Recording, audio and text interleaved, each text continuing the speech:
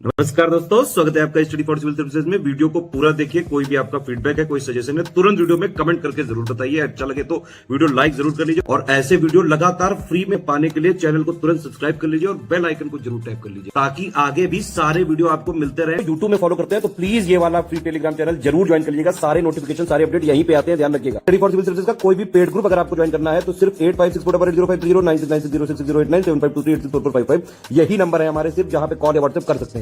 Instagram पे हमारा page जरूर फॉलो कर लीजिएगा, study for civil dot services है। ट्विटर पे हमको जरूर फॉलो कर लीजिएगा, @स्टडी फॉर सिविल्स है। सारे क्वेश्चन अटेम्प्ट करिए और स्कोर अपना तुरंत कमेंट करके बताइए। स्वागत है आपका स्टडी फॉर सिविल सर्विसेज पे। बीपीएससी की ताबड़तोड़ तैयारी चल रही है और ये हमारा प्रीलिम्स जो आपका अप्रैल में होने वाला है उसके लिए फुल मॉक टेस्ट की सीरीज चल रही है। पूरे 150 क्वेश्चन हम इसमें से करेंगे।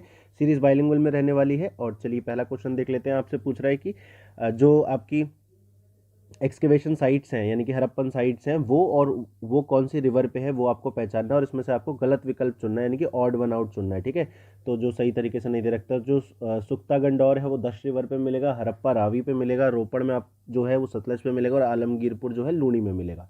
बताइए, तो अगर हम देखें तो इसका आंसर डी हो जाएगा क्योंकि आलमगीरपुर लूनी पे नहीं है, ये हिंडौन रिवर पे है। ठीक है, ये हिंडौन रिवर पे है। लूनी कहाँ है? लूनी बेसिकली आपको राजस्थान में मिलेगी। अगला क्वेश्चन देख लेते हैं आपसे। इसमें ध्यान रखिएगा, आपको करेक्ट बताना है। ठीक है, करेक्ट बताना है आपको, इनकरेक्ट नहीं बताना है। तो ये टर्म्स दे रखी हैं कुछ ऋग्वेदिक पीरियड की और उनका काम क्या था। जो धन्व होते थे वो अकाउंटेंट यानी कि लेखाधिकारी होते थे। खिल्ले जो होते थे वो ग्रासलैंड चरागाह को कहते थे। बेकनाट जो है वो डेजर्ट यानी कि मरुस्थल को कहते थे और अश्कवपा जो है वो उरुसर को कहते थे यानी कि सूदखोर को कहते थे। बताइए, तो अगर हम देखें तो इसमें से जो करेक्ट ऑप्शन है वो बी वाला हो जाएगा। खिल्ले जो है चरागाह कहते थे। धन्व कौन होता थे? धन्व बेसिकली डेजर्ट होते थे। मरुस्थल बैनकट जो होते थे वो उरुसर होते थे, उसुरर होते थे, माफ कीजिएगा। ठीक है, और जो अश्कवपा होते थे वो अकाउंटेंट होते थे यानी कि लेखाधिकारी होते थे। अगला क्वेश्चन देख लेते हैं। गलत इसमें से आपको चुनना है। एक तरफ आपको अर्थशास्त्र के कुछ टर्म्स दे रखे हैं और उनके काम क्या थे वो आपको पहचानना है। तो जो प्रशासता था वो प्रेजेंट प्रेसिडेंट यानी कि कारागार का अध्यक्ष था। प्रदेष्ठी था जो कमिश्नर था। और दुर्गपाल जो है उसका काम क्या होता था? गार्ड, जो फोर्टिफिकेशन है यानी कि दुर्गों का रक्षक, उसे दुर्गपाल कहते थे। और कर्णक जो है वो मॉडर्न डे रजिस्ट्रार यानी कि जो लेखक होता है वो उसको आपको पहचानना है। गलत कौन सा है इसमें से? तो गलत देखें तो इसमें सी वाला हो जाएगा क्योंकि इसको हम अंतपाल कहते थे। ठीक है, अंतपाल कहते थे अर्थशास्त्र में, ना कि दुर्गपाल। नेक्स्ट आपसे करेक्ट ऑप्शन चुनना है आपको। एक तरफ आपको दिल्ली सल्तनत की कुछ टर्म्स दे रखी हैं और दूसरी तरफ वो उनका काम क्या था वो आपको बताना है। तो बरीद मुमालिक जो होते थे वो मिलिट्री डिपार्टमेंट यानी कि सैन्य विभाग के प्रमुख होते थे। वकील दर जो है जो सुल्तान की पर्सनल सर्विस यानी कि व्यक्तिगत सेवाओं के लिए होते थे। दीवाने अर्ज जो है वो रिलीजियस यानी कि धार्मिक विभाग को के प्रमुख होते थे और डोनेशन के दान के प्रमुख होते थे। सदरुस सुद्दूर जो है इंटेलिजेंस डिपार्टमेंट के चीफ हुआ करते थे। बताइए, तो अगर हम करेक्ट देखें तो इसमें वकील दर इसका आंसर है करेक्ट, इसमें यही हो जाएगा। और उसके बाद अगर हम मिलिट्री डिपार्टमेंट की बात करें तो वो दीवाने अर्ज होते थे। सुदूर जो होते थे वो आपके रिलीजियस के हेड होते थे और इंटेलिजेंस ऑफिसर होते थे वो बरीद मुमलिक होते थे। ठीक है, नेक्स्ट क्वेश्चन देख लेते हैं। आपसे पूछा है कि बुद्धिस्ट काउंसिल एक तरफ आपको दे रखी है और दूसरी तरफ कौन से डायनेस्टी ने उनको करवाया था, कौन से डायनेस्टी के रूलर ने। आपको इसमें से ऑड वन आउट चुनना है।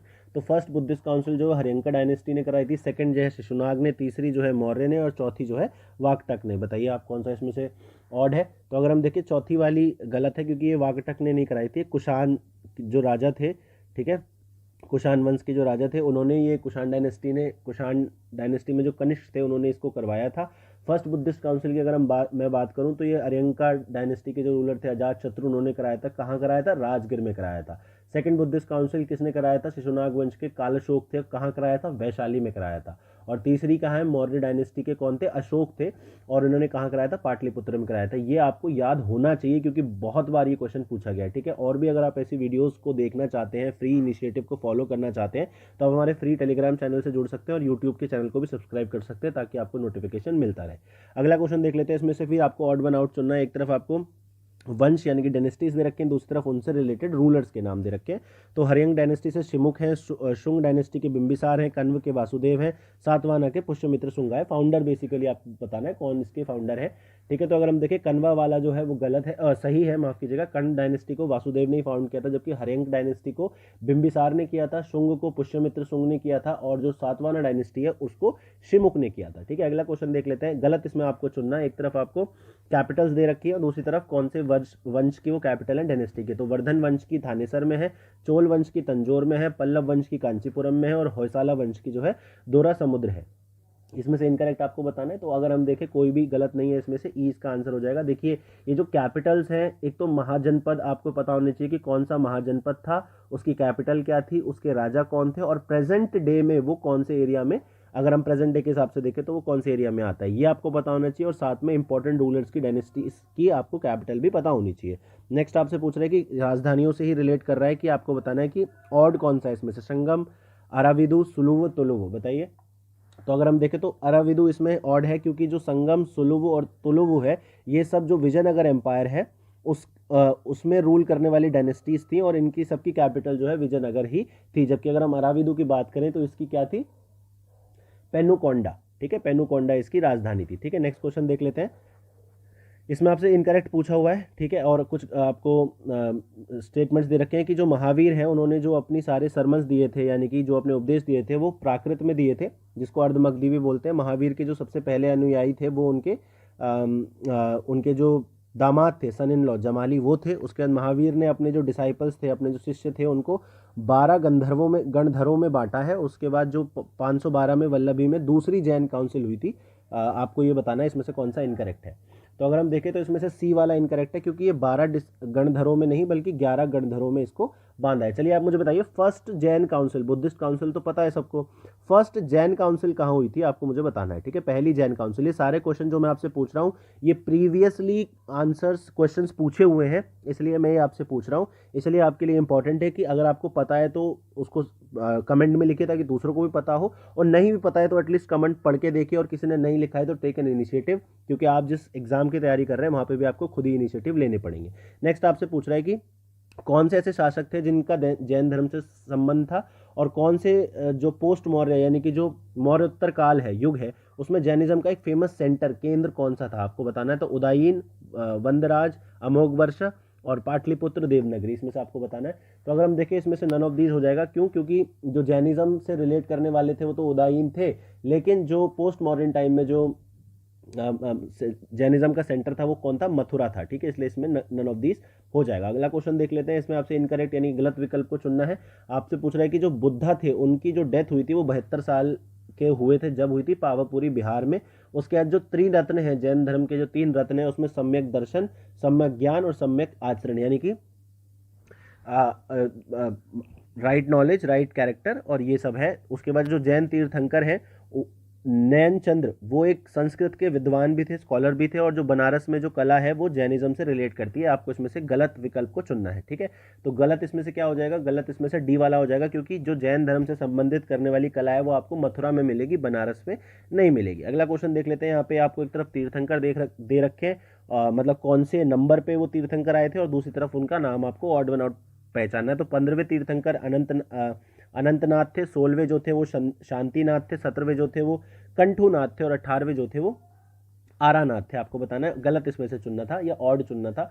तो अगर हम देखें तो 15वें यानी कि ए वाला गलत हो जाएगा, क्योंकि 15वें अनंतनाथ नहीं थे, 15वें कौन थे, धर्मनाथ थे, बाकी सब ठीक है। ठीक है, चलिए आप मुझे बताइए, जैनों में जो है वो एक जो तीर्थंकर है ये माना जाता है कि वो महिला थी। वैसे जैनों में तीर्थंकर पुरुष ही हैं 24 के 24, लेकिन एक जैन तीर्थंकर के ऊपर एक कंट्रोवर्सी है कि वो महिला थी। तो वो कौन से थे और वो कौन से नंबर पे थे, उनका नाम भी आपको बताना है और उनका नंबर भी आपको बताना है। ठीक है, ये सब आप मुझे कमेंट सेक्शन में लिख के बताएंगे। अगला क्वेश्चन आपसे पूछ रहा है, वही आपको ऑड आउट चुनना है। इसमें सिख गुरुओं के बारे में पूछा है, नाम दे रखा है और उनका जो वो किस क्रम में थे वो पूछा है। तो गुरु हरगोविंद जो थे वो 5वें थे, गुरु हर राय जो थे वो 6ठे थे, गुरु हरकिशन जो है 7वें थे, गुरु तेग बहादुर जो थे वो 8वें थे। आपको इसमें से पहचानना है। तो अगर हम देखें तो ये सारे ही गलत हैं। ठीक है, इसलिए इसमें more than one of the above हो जाएगा। क्यों? क्योंकि जो गुरु हरगोविंद थे वो आपके 6ठे थे, गुरु हर राय जो थे वो 7वें थे, हरकिशन जो है वो 8वें थे, और गुरु तेग बहादुर जो थे 9वें थे। और 10वें गुरु कौन थे, गुरु गोविंद सिंह जी, जिन्होंने जो सिख थे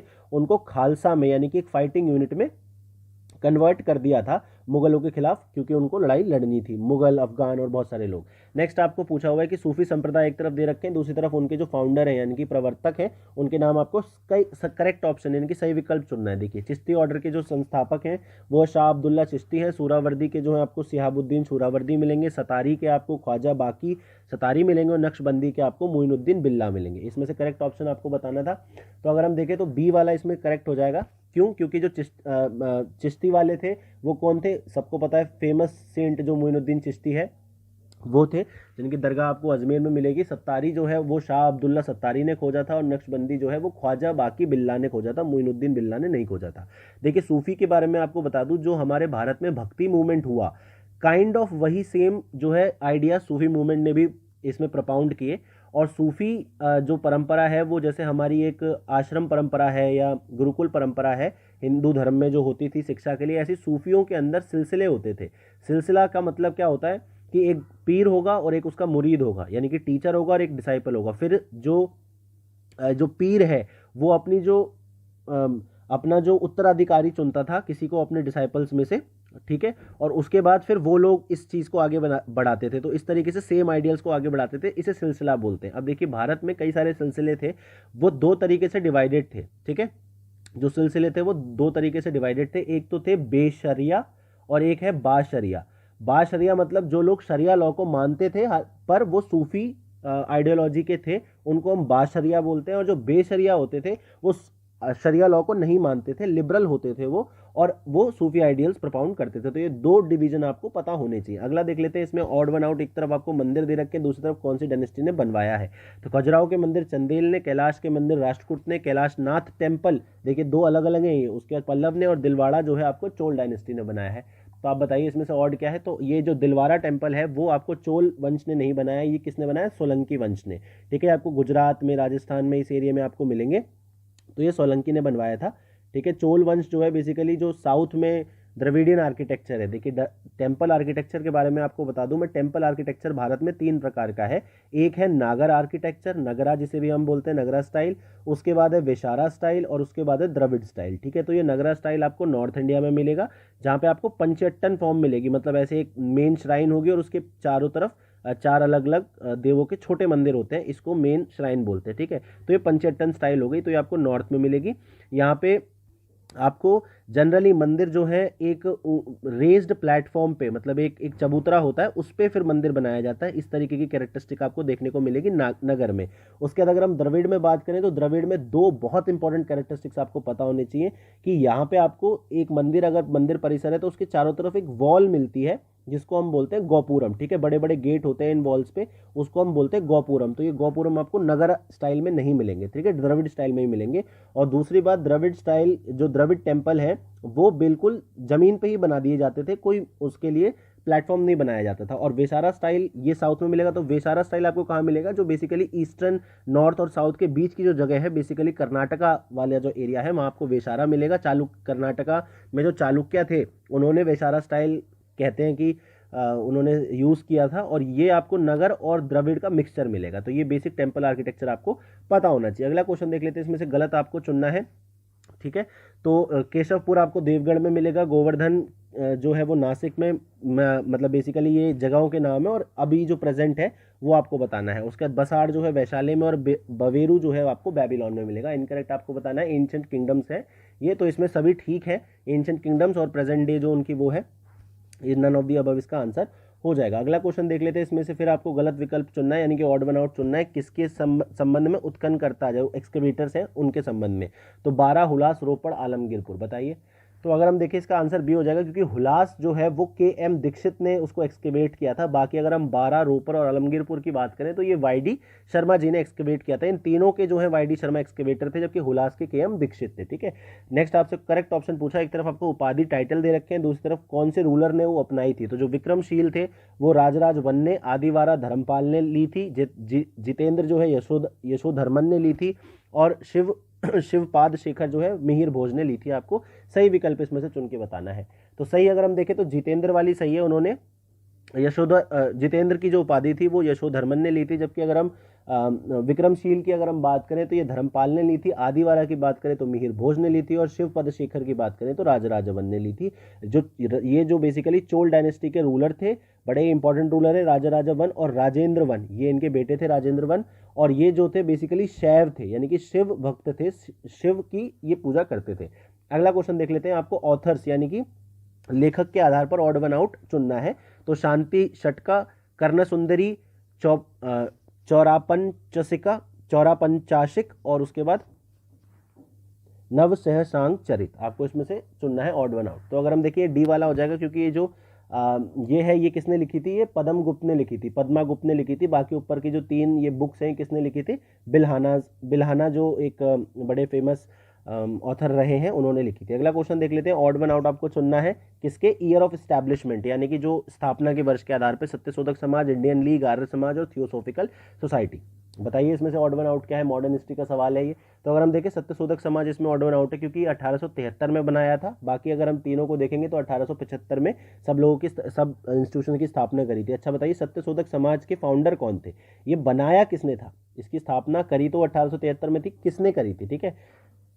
नेक्स्ट क्वेश्चन देख लेते हैं, इसमें आपसे पूछ रहा है कि जो वेदांत कॉलेज है उसको कब उसकी स्थापना की गई, ईयर आपको बताना है। यूनाइटेड इंडिया कमेटी की स्थापना का ईयर आपको बताना है, और यंग बंगाल मूवमेंट की उसका ईयर आपको बताना है। तो 1826, और माफ कीजिएगा यूनाइटेड इंडियन कमेटी की आपके मेंबर का आपको बताना है कि उसको फाउंड किसने किया था, नाम आपको बताना है, ईयर नहीं बताना है, ठीक है। तो अगर हम वेदांत कॉलेज को देखें तो 1825 में फाउंड किया गया था, स्थापित किया गया था। यूनाइटेड इंडिया कमेटी व्योम चंद्र बैनर्जी ने बनाई थी, और जो यंग बंगाल मूवमेंट है जो हेनरी डेरोजियो जो थे हमारे, उन्होंने स्टार्ट करी थी, वो 1826 में स्टार्ट करी थी, इसलिए इसका आंसर सी हो जाएगा। अगला क्वेश्चन देख लेते हैं, इसमें आपसे पूछा है राष्ट्रीय स्वयंसेवक संघ के संस्थापक का आपको नाम बताना है, और दूसरा जो बहिष्कृत हितकारिणी सभा है वो कौन से वर्ष में उसको स्थापित किया गया था, फाउंड किया गया था, वो आपको बताना है। तो अंबेडकर, हेगड़ेवार और 1924-25 में से पहचानना है। तो जो स्वराष्ट्रीय स्वयंसेवक संघ है वो डॉक्टर हेगड़ेवार जो है इसके फाउंडर हैं, और बहिष्कृत हितकारिणी सभा जो है अंबेडकर ने बनाई थी 1924 में। राष्ट्रीय स्वयंसेवक संघ का जो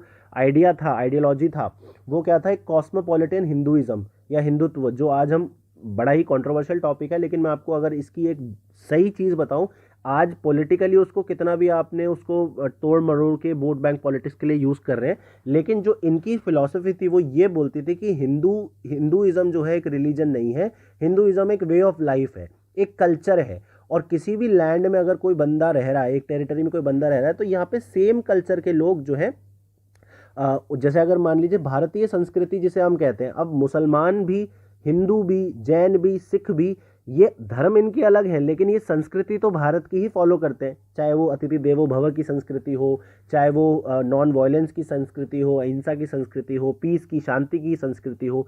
तो इस तरीके की संस्कृति एक कॉस्मोपॉलिटन लेवल यानी कि पूरे विश्व के स्तर पे उसकी बात ये करते थे, और समाज में जो सर्विस है यानी कि सेवा का भाव है उसको जागृत करने के लिए बनाया गया था।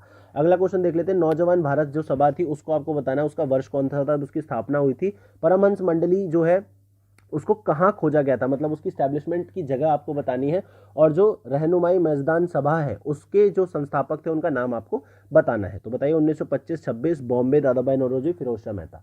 तो अगर हम देखें तो 1926 में नौजवान भारत सभा फाउंड की गई थी। बेसिकली एक स्टूडेंट एसोसिएशन थी, जो आपके भगत सिंह और ये जो चंद्रशेखर आज़ाद वगैरह थे, इन्होंने ये बोला था 1926 में कि भाई ये जो बॉम्ब और पिस्टल की फिलॉसफी है इसको छोड़ के एक ओपन स्ट्रगल अपन को करना है, मास स्ट्रगल करना है, ओपन स्ट्रगल करना है। उसके लिए स्टूडेंट्स को ऑर्गेनाइज किया था नौजवान भारत सभा में। ये एक सीक्रेट सोसाइटी नहीं थी, ठीक है। उसके परमहंस मंडली जो है वो बॉम्बे में फाउंड की गई थी, और उसके बाद जो रहनुमाई मेजदान सभा है दादाभाई नारोजी ने, ये क्या है, एक पारसी रिफॉर्म एसोसिएशन थी। पारसी समाज में जो रिफॉर्म है, हालांकि पारसी समाज सबसे ज़्यादा एडवांस था तब भी और आज भी, लेकिन उसमें भी जैसे पर्दा है या पॉलीगैमी है या फीमेल की जल्दी शादी कराना है, वो सब के इवल्स के खिलाफ रहनुमाई मेजदान सभा स्टैब्लिश की गई थी। नेक्स्ट आपसे पूछ रहा है कि जो ये सब आपको दे रखे हैं, कौन से दो इनमें से जो है सेम ईयर में इसको फाउंड किया गया है, आपको बताना है। तो पूना सार्वजनिक सभा, प्रार्थना समाज, ईस्ट इंडिया एसोसिएशन, प्रार्थना समाज, पूना सार्वजनिक समाज, Satyashodhak Samaj, east India association, Satyashodhak Samaj. तो अगर हम देखें इसका आंसर ई हो जाएगा, नन ऑफ द अबव। इसमें से दोनों में से कोई भी ऐसा नहीं, क्योंकि पूना सार्वजनिक सभा जो 1870 में बनाई गई थी, प्रार्थना समाज जो है 67 में बनाई गई थी, और उसके बाद सत्यशोधक समाज जो है 73 में बनाया गया था, और ईस्ट इंडिया एसोसिएशन दादा भाई नारोजी ने 66 में बनाई थी। तो इसलिए इसका आंसर ई हो जाएगा, नन ऑफ दी अबव। अगला क्वेश्चन देख लेते हैं, आपसे पूछ रहा है फाउंडर्स के बेसिस पे कि ये आपको ऑर्गेनाइजेशन के नाम दे रखे हैं ग्रुप्स के, और दूसरी तरफ उनके जो संस्थापक हैं उनको आप में ऑड वन आउट चुनना है। तो देव समाज की स्थापना पंडित शिव नारायण अग्निहोत्री ने करी थी। इंडियन नेशनल सोशल कॉन्फ्रेंस की स्थापना महादेव गोविंद रानडे ने करी थी। शारदा सदन की शिशिर कुमार घोष ने, और रामकृष्ण मिशन की स्वामी विवेकानंद ने। आपको इसमें से ऑड वन आउट चुनना है। तो अगर हम देखें तो सी वाला इसमें हो जाएगा, क्योंकि शारदा सदन की जो स्थापना है वो शिशिर कुमार घोष ने नहीं, रामाबाई ने करी थी। ठीक है, रामाबाई ने इसको फाउंड किया था। नेक्स्ट आपसे पूछ लेते हैं odd one out, Maratha war से संबंधित आपको चुनना है कि कौन सी संधि मराठा वॉर में नहीं हुई थी। तो सूरत की संधि यानी कि ट्रीटी ऑफ सूरत, तालेगांव की बैटल ऑफ तालेगांव यानी कि उनकी वहाँ की लड़ाई, पुरंदर की संधि, या पुरंदर मद्रास की संधि ट्रीटी आपको बताना है। तो ये डी वाला आउट हो जाएगा, क्योंकि मद्रास की संधि आपको मैसूर वॉर में मिलेगी, ना कि मराठा वॉर में। ठीक है, अगला क्वेश्चन देख लेते हैं। देखिए, जो एंग्लो कार्नेटिक वॉर्स है, एंग्लो मराठा वॉर्स है और एंग्लो सिख वॉर्स है, ये आपको इनके ईयर्स, इनकी ट्रीटी और इसमें इन्वॉल्व लोग यानी कि किसने साइन करी थी वो आपको पता होना चाहिए, क्योंकि रेगुलरली क्वेश्चन आते हैं प्रीवियस ईयर्स में अगर आप देखेंगे तो। नेक्स्ट आपको ऑड चुनना है किसके रिलेटेड में, सेकंड जो यानी कि द्वितीय कर्नाटक युद्ध जो हुआ था, कार्नेटिक युद्ध जो हुआ था उसमें। तो बैटल ऑफ अंबर, अंबर की लड़ाई, अद्यार की लड़ाई, आरकॉट की बैटल, या फिर ट्रीटी ऑफ पौंडीचेरी। आपको बताना है सेकंड में कौन सा आउट है। तो अगर हम देखें तो बैटल ऑफ अद्यार जो है वो इसमें ऑड वन आउट है, क्योंकि ये फर्स्ट कार्नेटिक वॉर में हुआ, कार्नेटिक वॉर में ही था लेकिन फर्स्ट कार्नेटिक वॉर में हुआ था। चलिए मुझे बताइए, जो कार्नेटिक वॉर हुए थे, कार्नेटिक वॉर हुए थे वो उनका रीजन क्या था, बेसिक रीजन। हालांकि अलग अलग कार्नेटिक वॉर का अलग अलग रीजन था, लेकिन इनका एक बेसिक कॉमन रीजन था, वो क्या था वो आपको मुझे बताना है। नेक्स्ट आपसे पूछ रहा है ट्रीटी ऑफ एक्सला चैपल जो हुई थी उसको, उसकी डेट आपको बतानी है, और इलाहाबाद की जो ट्रीटी ऑफ इलाहाबाद हुई थी, संधि हुई थी, वो आपको बतानी है। तो इसका आंसर क्या होगा बताइए। तो अगर अब इसका देखें तो ई हो जाएगा, क्योंकि जो ट्रीटी ऑफ एक्सला चैपल है 1748 में हुई थी, और जो इलाहाबाद की संधि है वो आपको 1765 में मिलेगी। जो बक्सर का युद्ध हार गए थे, शाह आलम सेकंड और बाकी सब लोगों ने लड़ा था, तो 1965 में फिर इलाहाबाद की संधि हुई थी, जिससे कि काफ़ी सारे राइट्स जो है अंग्रेज़ों को दे दिए गए थे। अगला क्वेश्चन देख लेते हैं। इसमें आपको ट्रीटी ऑफ बसीन जो है और राजपुर की जो ट्रीटी है, राजपुर घाट की जो ट्रीटी है उसकी ईयर बतानी है। 1801, 1805, 6, 2 बताओ। तो 1802 में जो है ट्रीटी ऑफ बसीन हुई थी ये मराठा वॉर से रिलेटेड है, एंग्लो मराठा वॉर से। 1805 में आपको राजपुर घाट की संधि मिलेगी। अगला क्वेश्चन देख लेते हैं। इसमें आपसे पूछ रहा है फाउंडर से रिलेटेड आपको ऑड चुनना है। तो ऑल इंडिया ट्रेड यूनियन के संस्थापक का नाम एन एम जोशी, नारायण मल्हार जोशी है। स्वराज पार्टी चित्तरंजन दास ने खोजी थी। हिंदुस्तान रिपब्लिकन एसोसिएशन में सचिंद्र नाथ सान्याल उसके संस्थापक थे। और HSRA Hindustan socialist Republican army जो है भगत सिंह ने खोजी थी। आप बताइए इसमें से ऑड वन आउट क्या है। तो इसमें अगर हम देखें तो more than one of the above हो जाएगा, क्योंकि सभी ये सही तरीके से दे रखे हैं। कोई भी इसमें ऑड ऑफ दी मतलब माफ कीजिएगा नन ऑफ दी अबव हो जाएगा, क्योंकि इसमें कोई भी नहीं है। NM Joshi, Narayan Malhar Joshi trade leader थे, उन्होंने ही इसकी स्थापना करी थी। साथ में इसमें लाला लाजपत राय वगैरह भी थे। स्वराज पार्टी चित्तरंजन दास और मोतीलाल नेहरू ने साथ में मिलकर खोजी थी। और HRA का नाम बाद में बदल के सोशलिस्ट रिपब्लिकन आर्मी रख दिया था। ठीक है, तो ये सब ठीक है। नेक्स्ट आपको इनकरेक्ट यानी गलत विकल्प चुनना है। एक तरफ आपको इंसिडेंट्स दे रखे हैं, दूसरी तरफ आपको ईयर पहचानना है। तो चौरी चौरा 1922 में हुआ था। स्वराज पार्टी की स्थापना 1924 में हुई थी। साइमन कमीशन की नियुक्ति 1927 में हुई थी, और वो भारत में 1928 में आया था। इनकरेक्ट आपको चुनना है। तो अगर हम देखें तो इसमें से बी वाला गलत है। क्यों? क्योंकि स्वराज पार्टी की स्टैब्लिशमेंट जो हुई थी 1924 में नहीं 1923 में हुई थी। अच्छा बताइए, स्वराज पार्टी को स्टैब्लिश क्यों किया गया था, क्या रीज़न था? क्योंकि मोतीलाल नेहरू और जो चित्तरंजन दास जी थे, CR दास जी थे, वो पहले कांग्रेस के बड़े नेता हुआ करते थे, लेकिन उसके बाद उन्होंने स्वराज पार्टी अलग स्टैब्लिश करी। क्यों ऐसा किया उन्होंने, आपको मुझे रीजन बताना है। अगला आपको करेक्ट ऑप्शन चुनना है। एक तरफ आपको आयोग दे रखी है, समितियां दे रखी हैं, कमिटीज, और साथ में उनके जो रिलेटेड गवर्नर जनरल्स थे या वाइसरॉय थे, जो लॉर्ड साहब जिनको हम बोलते। तो राष्ट्रीय योजना समिति, national planning committee Lord Linlithgow के टाइम के अंदर बनी थी। इनाम कमीशन जो है वो लॉर्ड लिटन में, फेमाइन कमीशन लॉर्ड रिपन में आई थी, और हंटर कमीशन लॉर्ड टिलॉजी के टाइम के अंदर आई थी। आपको बताना है। तो इसमें से अगर हम देखें तो इसमें से पहला वाला ठीक हो जाएगा। क्यों? क्योंकि जो इनाम कमेटी थी वो लॉर्ड लिटन के अंदर आई थी, और उसके बाद फेमाइन कमीशन, माफ कीजिएगा, जो इनाम कमीशन है वो लॉर्ड डलहौजी के अंदर आई थी, फेमाइन वाली लिटन के अंदर आई थी, और हंटर वाली जो है आपकी रिपन के अंदर आई थी। ठीक है, चलिए नेक्स्ट क्वेश्चन देख लेते हैं। आपसे इसमें पूछा हुआ है कि जो एवरेज एलिवेशन है, यानी कि जो औसतन ऊंचाई है, वो कितनी है लेसर हिमालयाज की, और जो स्लेट, लाइमस्टोन और क्वार्ट्जाइट की जो रॉक्स हैं वो आपको कौन से हिमालयाज में मिलेंगी, ठीक है। ये आपको पूछा हुआ है 1300, 1500, 1200, 1500 इस तरीके से आपसे पूछा हुआ है। तो अगर हम औसतन ऊंचाई देखें तो ये 1300 से 1500 मीटर के बीच में है और लेसर हिमालयाज में ये आपको रॉक्स मिलती हैं। नेक्स्ट आपसे पूछ रहा है ऑड वन आउट आपको चुनना है। तो जो कश्मीर की घाटी है, माफ कीजिएगा घाटी नहीं घाटी है, वो ग्रेटर हिमालयाज से पूर्व में और लेसर हिमालयाज से पश्चिम में घिरी हुई है। उसके बाद जो नेक्स्ट आपसे पूछा है कश्मीर की घाटी जो है ग्रेटर हिमालयाज से पश्चिम में और लेसर हिमालयाज से पूर्व में सराउंडेड है। कश्मीर की घाटी आपकी ग्रेटर हिमालयाज से दक्षिण में, लेसर हिमालयाज से नॉर्थ में, और कश्मीर की घाटी ग्रेटर हिमालयाज से नॉर्थ में और लेसर हिमालयाज से साउथ में। आपको ऑड वन आउट इसमें से चुनना है। तो अगर हम देखें तो इसमें से ऑड वन आउट क्या हो जाएगा, इसमें से डी वाला, क्योंकि यही करेक्ट है। कश्मीर की घाटी अगर हम देखेंगे तो ग्रेटर हिमालयाज उसके उत्तर में यानी कि नॉर्थ में और लेसर हिमालयाज आपके साउथ में, ठीक है, डी हो जाएगा। अगला क्वेश्चन आपको देख लेते हैं। एक तरफ आपको दर्रे या पास दे रखे हैं, दूसरी तरफ वो कहाँ कौन से हिमालयाज में मिलते हैं। तो जो तस्काला पास है वो हिमाचल में आपको मिलेगा, जाराला पास कश्मीर हिमालयाज में मिलेगा, चुंगला पास आपको कुमाऊं में मिलेगा और उमासीला पास आपको सेंट्रल हिमालयाज में मिलेगा। करेक्ट आपको बताना है। तो अगर हम देखें तो बी वाला करेक्ट हो जाएगा, वो कश्मीर हिमालयाज में ही। जबकि अगर हम तस्काला पास करेंगे तो ये भी कश्मीर हिमालयाज में मिलता है, चुंगला पास भी कश्मीर हिमालयाज में मिलता है और उमासीला पास भी आपको कश्मीर हिमालयाज में ही मिलेगा। नेक्स्ट आपसे इनकरेक्ट पूछा हुआ है। एक तरफ आपको पर्वत के शिखर दे रखे हैं, दूसरी तरफ उनकी ऊंचाई। मकालू की ऊंचाई 8481 मीटर है, धौलागिरी की 8271 है, अन्नपूर्णा की 8078 है और गोसाईनाथ की 8014 है। बताइए इसमें से। तो गलत विकल्प चुनना था, तो बी इसका आंसर हो जाएगा धौलागिरी, क्योंकि इसकी जो ऊंचाई है वो 8172 है, 8271 नहीं है, ठीक है। तो ये सारी जो टेस्ट सीरीज और हमारे फ्री इनिशिएटिव्स काफ़ी सारे चल रहे हैं। जैसे अगर आप यूपी पीएससी के लिए प्रिपरेशन कर रहे हैं या बीपीएससी के लिए प्रिपरेशन कर रहे हैं तो उसकी मेंस की टेस्ट सीरीज़ भी फ्री चल रही है, वो आप देख सकते हैं। और यदि आप पेड ग्रुप में इवैल्यूएशन चाहते हैं, इवैल्यूएशन आपको पेड ग्रुप में मिलेगा, जिसके लिए आप ज्वाइन कर सकते हैं। वन स्टॉप सॉल्यूशन है, उसके अलावा कहीं से पढ़ने की जरूरत नहीं है। दिए हुए नंबर्स पे आप कॉल करके एडमिशन्स के बारे में पूछ सकते हैं। चलिए नेक्स्ट आपसे पूछ लेते हैं। आपसे बताना है कि जो चंबल और सोन नदी है और बेतवा नदी है वो कौन सी नदियों के एग्जाम्पल्स हैं। दामोदर और बानस और रेवा जो है वो कौन से ड्रेनेज के एग्जाम्पल हैं, यानी कि कौन से अपवाह के एग्जाम्पल्स हैं। तो subsequent dendritic, obsequent dendritic, subsequent super imposed, obsequent super imposed.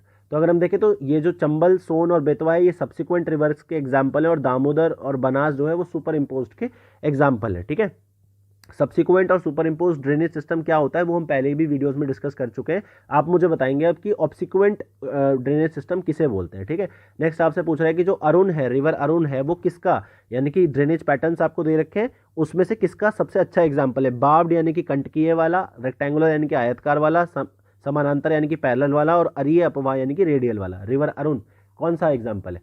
तो अगर हम देखें तो ये बार्ब्ड ड्रेनेज का एग्जाम्पल है। बार्ब्ड ड्रेनेज का मतलब क्या होता है, देखिए जैसे अगर कोई नदी है वो इस तरीके से जा रही है, मान लीजिए इस डायरेक्शन में जा रही है, तो उसकी जो ट्रिब्यूटरीज हैं, सहायक नदियां हैं, वो कुछ इस तरीके से जुड़ेंगी उसमें, यानी कि जो एंगल बनाएंगी वो 90 से, ये 90 अगर मान ले तो ये जो है एक्यूट एंगल बनाती है, ठीक है, एक्यूट एंगल बनाती है। तो इसी तरीके से गंगा का जो है वो इस तरीके से, इसको हम क्या बोलते हैं, डेंड्रेटिक पैटर्न बोलते हैं ऐसे, लेकिन जो बार्ब्ड ड्रेनेज पैटर्न है उसमें क्या है कि अगर नदी आपकी इस दिशा में जा रही है तो नॉर्मल सहायक नदियां एक्यूट एंगल पे टच करती हैं, लेकिन जो बार्ब्ड वायर पैटर्न वाली होती है वो ऑब्ट्यूज एंगल पे टच करती हैं। अगर हम इसको ऐसे मान ले तो ऐसा लगता है ये वाली जो ए ट्रिब्यूटरी है और जो बी ट्रिब्यूटरी है, अगर हम ए को देखेंगे तो ऐसा लगेगा कि नदी के साथ ही, नदी के अंदर ही जा रही है साथ साथ, लेकिन अगर हम बी को देखेंगे तो ऐसा लगेगा नदी से उल्टी डायरेक्शन में, नदी के ऊपर की तरफ जा रही है, तो उसको हम बार्ब्ड ड्रेनेज बोलते हैं, ठीक है। इसलिए इसका आंसर ए हो जाएगा। अगला क्वेश्चन देख लेते हैं। आपसे पूछा है कि कौन सा रिवर बेसिन है जिसका सबसे ज्यादा रिवर बेसिन एरिया है और साथ में सबसे कम रिवर बेसिन एरिया है, दोनों आपको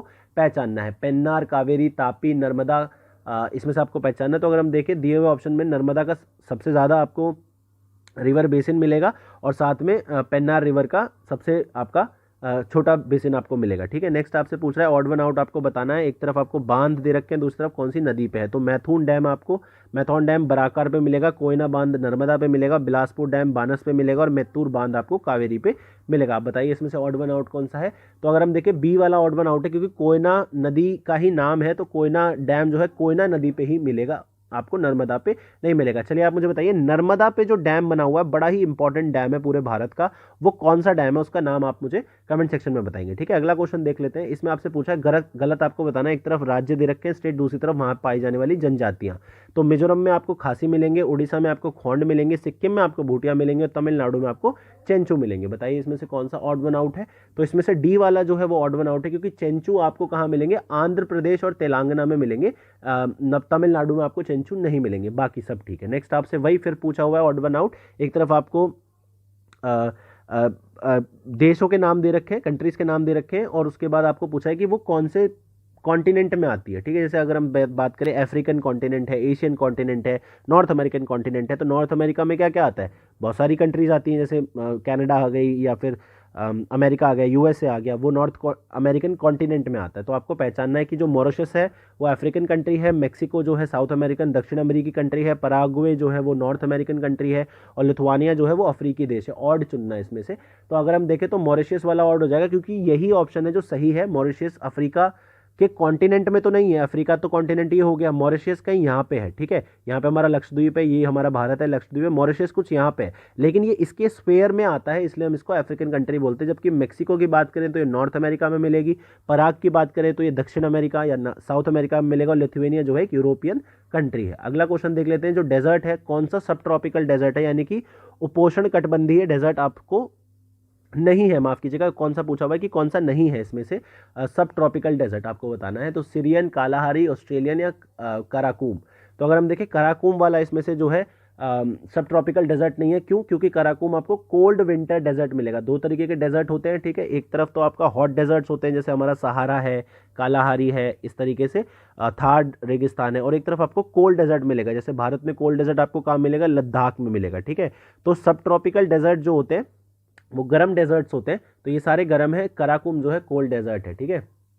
नेक्स्ट आपसे पूछ रहा है, गलत विकल्प आपको चुनना है। एक तरफ जनजाति दे रखी है और दूसरी तरफ वो आपको कहाँ मिलेंगी? तो मसई आपको पूर्वी अफ्रीका यानी कि ईस्टर्न अफ्रीका में मिलेंगी, माओरी आपको न्यूजीलैंड में मिलेंगी, फुलानी जो है साउथ सुडान में, और जुलू जनजाति जो है वो साउथ अफ्रीका में आपको मिलेगी। तो ये बताइए इसमें से। तो यहाँ पे बेसिकली जुलू जनजाति, और यहाँ पे थोड़ा सा नेम मिसमैच है, आप इसको जुलू ही पढ़ के चलिएगा, ठीक है। यहाँ पे इंग्लिश वाले में आप इसको जुलू ही कंसिडर करिएगा, पीडीएफ जो है आपको ठीक मिलेगी, जुलू है। अब बताइए। तो अगर हम देखेंगे सी वाला इसमें से इनकरेक्ट हो जाएगा, क्योंकि ये साउथ सुडान में नहीं मिलते हैं, ये नाइजीरिया में मिलते हैं, बाकी सब ठीक है। चलिए इसमें से एक फ़ायदा और हो गया आपका, आपको बताना है। चलिए मैं आपको बता देता हूँ, जो गाउचू ट्राइब है, गाउचू जनजाति है, ये अर्जेंटीना और उरुग्वे में साउथ अमेरिका में मिलते हैं। अर्जेंटीना और उरुग्वे जो साउथ अमेरिकन कंट्रीज है वहाँ पे मिलते हैं, लेकिन इसका जो है हम जुलू यहाँ पे मान के चलेंगे, क्योंकि हिंदी में जुलू ही लिखा हुआ है।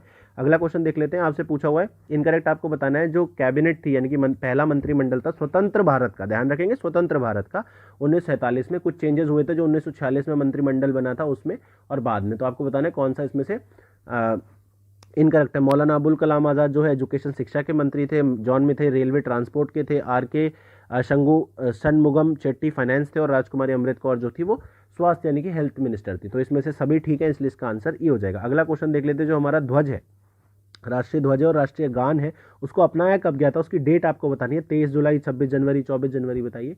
तो जो हमारा नेशनल फ्लैग है वो 22 जुलाई 1947 को अपना लिया गया था, जबकि जो हमारा नेशनल एंथम है, राष्ट्रीय गान, वो 24 जनवरी 1950 को अपनाया गया था, इसलिए इसका आंसर बी हो जाएगा। अगला देख लेते हैं। मेजर कमेटीज आपको बतानी है, ठीक है। वो आपको कौन सी जो दी हुई कमेटीज है वो कौन सी मेजर में नहीं आती है, वो आपको पहचानना है। तो rules of procedure committee, steering committee यानी कि संचालन समिति, प्रोविंशियल कॉन्स्टिट्यूशन कमेटी यानी कि प्रांतीय संविधान समिति, और प्रेस गैलरी यानी कि प्रेस दीर्घा समिति, कौन सी इनमें से मेजर कमेटी नहीं है? तो अगर हम देखेंगे तो प्रेस गैलरी वाली जो है मेजर कमेटी नहीं है। देखिए, दो तरह की कमेटीज़ बनी थी काम को डिवाइड करने के लिए। एक तरफ मेजर कमेटीज़ बनी थी जो जिनकी संख्या 8 थी, और उसके बाद बहुत सारी माइनर कमेटीज़ बनी थी। मेजर कमेटी जैसे रूल ऑफ प्रोसीजर कमेटी को हेड किया था राजेंद्र प्रसाद ने, स्टीयरिंग कमेटी को भी हेड किया था श्री राजेंद्र प्रसाद ने, प्रोविंशियल कॉन्स्टिट्यूशन कमेटी को किसने किया था? वल्लभ भाई पटेल ने। ऐसे यूनियन कॉन्स्टिट्यूशन कमेटी भी बनी थी, ठीक है। तो ये सारी जो है मेजर कमेटीज़ थी। अगला आपसे पूछ रहा है कि जो ट्राइबल एरियाज़ और शेड्यूल्ड एरियाज़ हैं उनसे रिलेटेड आपको जो कौन सा आपको पार्ट मिलेगा कॉन्स्टिट्यूशन में, ठीक है। पंचायत से रिलेटेड कौन सा मिलेगा और इलेक्शन से रिलेटेड कौन सा मिलेगा, यानी कि आपको सही विकल्प का इसमें से चुनाव करना है, 10वां, 9वां, 15वां।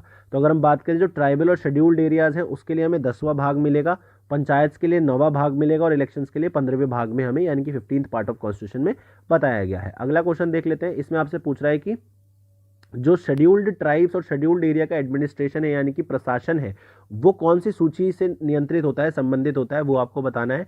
और साथ में कौन से शेड्यूल जो है आर्टिकल, मतलब कौन सा आर्टिकल है, अनुच्छेद है, वो इस शेड्यूल से रिलेट करते हैं। तो पहले आपको शेड्यूल पहचानना है, जो कि शेड्यूल ट्राइब्स यानी कि अनुसूचित जनजाति और अनुसूचित जातियाँ, अनुसूचित जाति, अनुसूचित नहीं, अनुसूचित जाति और अनुसूचित जनजाति से रिलेटेड शेड्यूल पहचानना है, और उसके अंदर जो आर्टिकल्स है वो आपको पहचानना है। तो अगर हम देखें तो 5वां शेड्यूल है जो ट्राइबल एरिया, शेड्यूल्ड एरिया से डील करता है और शेड्यूल्ड ट्राइब से डील करता है, और इसके अंदर जो आर्टिकल है वो 244 वाला है। अगर हम चौथे की बात करें तो चौथा किससे डील करता है, राज्यसभा में जो सीटों का डिस्ट्रीब्यूशन है स्टेट्स को, उससे ये डील करता है। चलिए आप मुझे बताइए, बिहार की जो सीट्स हैं राज्यसभा में, बिहार की कितनी सीट्स है राज्यसभा में, ठीक है।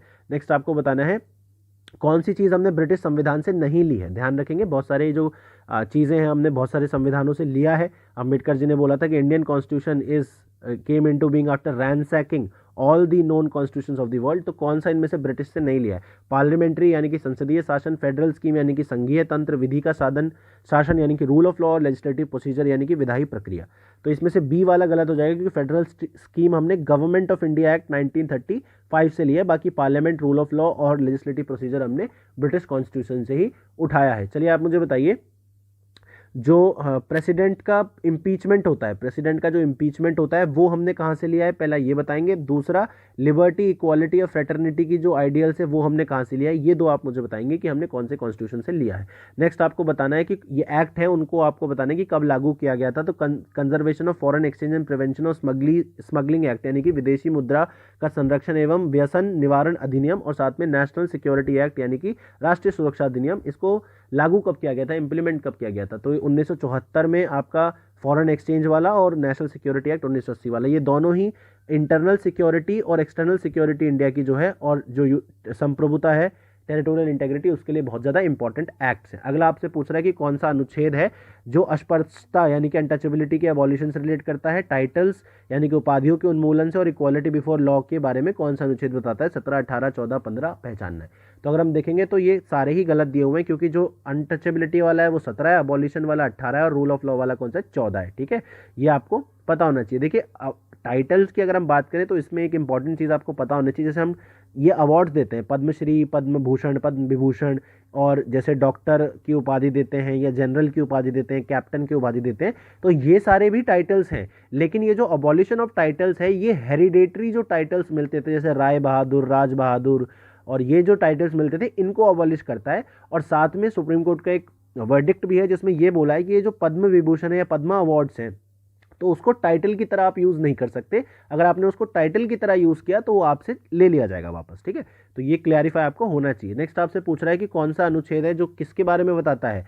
Freedom as to payment of taxes for promotion of particular religion. किसी एक धर्म की किसी एक धर्म की प्रोत्साहन के लिए अगर आपसे पैसे लिए जा रहे हैं, उससे आपको प्रोटेक्शन कौन सा अनुच्छेद देता है? 27, 26, 28, 29। तो अगर हम देखें इसमें 27वां जो है वो इससे हमें प्रोटेक्शन देता है, यानी कि आपसे ज़बरदस्ती कोई किसी रिलीजन को प्रमोट करने के लिए स्टेट जो है पैसे नहीं ले सकता। 26 की अगर हम बात करें तो ये किससे, कोई भी जो रिलीजियस आपका अफेयर है उसको आपको स्वतंत्रता से मैनेज करने का अधिकार है, freedom for the management of religious affairs. 28 की अगर हम बात करें तो जो स्टेट रिकॉग्नाइज्ड और स्टेट फंडेड इंस्टीट्यूशंस होते हैं, शैक्षणिक संस्थान होते हैं, वहाँ पे कोई भी धार्मिक शिक्षा नहीं दी जाएगी, आपको बाध्य नहीं कर सकता वहाँ पे कोई धार्मिक शिक्षा। अगर मतलब आपकी मर्जी के बिना कोई नहीं दे सकता, और अगर बच्चे 18 से छोटे हैं तो उनके अभिभावक यानी पेरेंट्स के बिना कोई नहीं दे सकता। और 29 की अगर हम बात करेंगे तो माइनॉरिटीज़ यानी कि जो हमारी जो छोटी कम्युनिटीज़ हैं, माइनॉरिटीज़ हैं, उनके प्रोटेक्शन की राइट्स की बात करता है, ठीक है। तो इसका आंसर 27 हो जाएगा। अगला क्वेश्चन देख लेते हैं आपसे, इनकरेक्ट यानी कि गलत विकल्प चुनने के लिए बोल रहे हैं। कम्युनिटी डेवलपमेंट प्रोग्राम, सामुदायिक विकास कार्यक्रम 1952 में आया था। मिनिमम नीड्स प्रोग्राम यानी कि न्यूनतम आवश्यकता कार्यक्रम 1974 में आया था। इंटीग्रेटेड रूरल डेवलपमेंट प्रोग्राम, एकीकृत ग्रामीण विकास कार्यक्रम 1989 यानी कि 79 में आया था। 79 मान लीजिए, माफ़ कीजिएगा, 79, हिंदी इंग्लिश में थोड़ा सा गड़बड़ हो जाता है। जवाहर रोजगार योजना जो है 89 में आई थी, बताइए, ठीक है। ये होता है 89, ठीक है, और ये होता है 79। मुझे पता है, आप ये समझिए कि पता नहीं हिंदी ही नहीं आती, इसको आती है मुझे भी, ठीक है। तो इनकरेक्ट इसमें से कौन सा हो जाएगा, सी वाला। तो क्योंकि ये 79 में नहीं आया था, 78 में आया था, 78 में आया था, 1978 में। ये है क्या बेसिकली, ये जो हमारी इंडिपेंडेंस के बाद जो हमारी डेवलपमेंटल नीड्स थी, क्या क्या थी, पॉवर्टी एलिवेट करनी थी, रूरल एरियाज़ को डेवलप करना था, एम्प्लॉयमेंट जनरेट करना था, लोगों को एजुकेशन यानी कि शिक्षित करना था, रोजगार देना था, एम्प्लॉयमेंट देना था। तो उन सबको अचीव करने के लिए टारगेट्स को हमने ये सारी स्कीम्स चलाई थी। अगला क्वेश्चन देख लेते हैं, जो separation of judiciary from executive है, यानी कि न्यायपालिका और कार्यपालिका का जो पृथककरण है, उसको अलग करने का है, वो कौन सा आर्टिकल बताता है। और साथ में जो हमारे नेशनल इंपॉर्टेंस के धरोहर है, मॉन्यूमेंट्स है, उनके संरक्षण के लिए कौन सा आर्टिकल आपको बताता है। 51, 48, 49 आपको पहचानना है। तो जो जुडिशरी से अलग करना है एग्जीक्यूटिव को, ये डीपीएसपी का पार्ट है, आर्टिकल 50 बताता है। और मॉन्यूमेंट्स की प्रोटेक्शन के बारे में आर्टिकल 49 बताता है। जो डीपीएसपी है वो क्या है, फोर्थ पार्ट है, ठीक है। फंडामेंटल राइट थर्ड पार्ट है, डीपीएसपी फोर्थ पार्ट है, और फंडामेंटल ड्यूटी क्या है, 4A, ठीक है। चलिए आप मुझे बताइए, डीपीएसपी हमने कौन से देश से लिया है, कौन सी कंट्री से हमने डीपीएसपी का प्रावधान लिया था, ठीक है। नेक्स्ट आपसे पूछ रहा है, आपको केसेस के नाम दे रखे हैं, और दूसरा उसमें जो बेसिक स्ट्रक्चर की डॉक्ट्रीन जो उसमें प्रोपाउंड की गई थी वो आपको बताना है। तो नमित शर्मा जो मामला था उसमें freedom and dignity of individual यानी कि व्यक्ति की स्वतंत्रता एवं गरिमा को बेसिक स्ट्रक्चर का पार्ट बताया गया है। राम जेठमलानी मामले में सुप्रीम कोर्ट की जो पावर 32 आर्टिकल अनुच्छेद 32 के अंदर आती है उसको बेसिक स्ट्रक्चर का पार्ट बताया है। ऑल इंडिया जजेस एसोसिएशन केस में जुडिशियल सिस्टम की जो स्वतंत्रता है, इंडिपेंडेंस है, उसको बेसिक स्ट्रक्चर का पार्ट बताया गया है। और नागराज केस में क्या बताया गया है, प्रिंसिपल ऑफ इक्वालिटी यानी कि समानता का सिद्धांत बेसिक स्ट्रक्चर का पार्ट बताया गया है। तो इसमें सभी ठीक है, नन ऑफ द अबव हो जाएगा। देखिए बेसिक स्ट्रक्चर क्या है, जब केशवानंद भारती केस आया था 1973 में, तब सुप्रीम कोर्ट ने ये बोला था कि कॉन्स्टिट्यूशन को जो हमारा पार्लियामेंट है यानी कि हमारी जो संसद है वो आर्टिकल 368 के अंदर अमेंड तो कर सकती है, क्योंकि वो कॉन्स्टिट्यूएंट असेंबली भी है हमारी, ठीक है।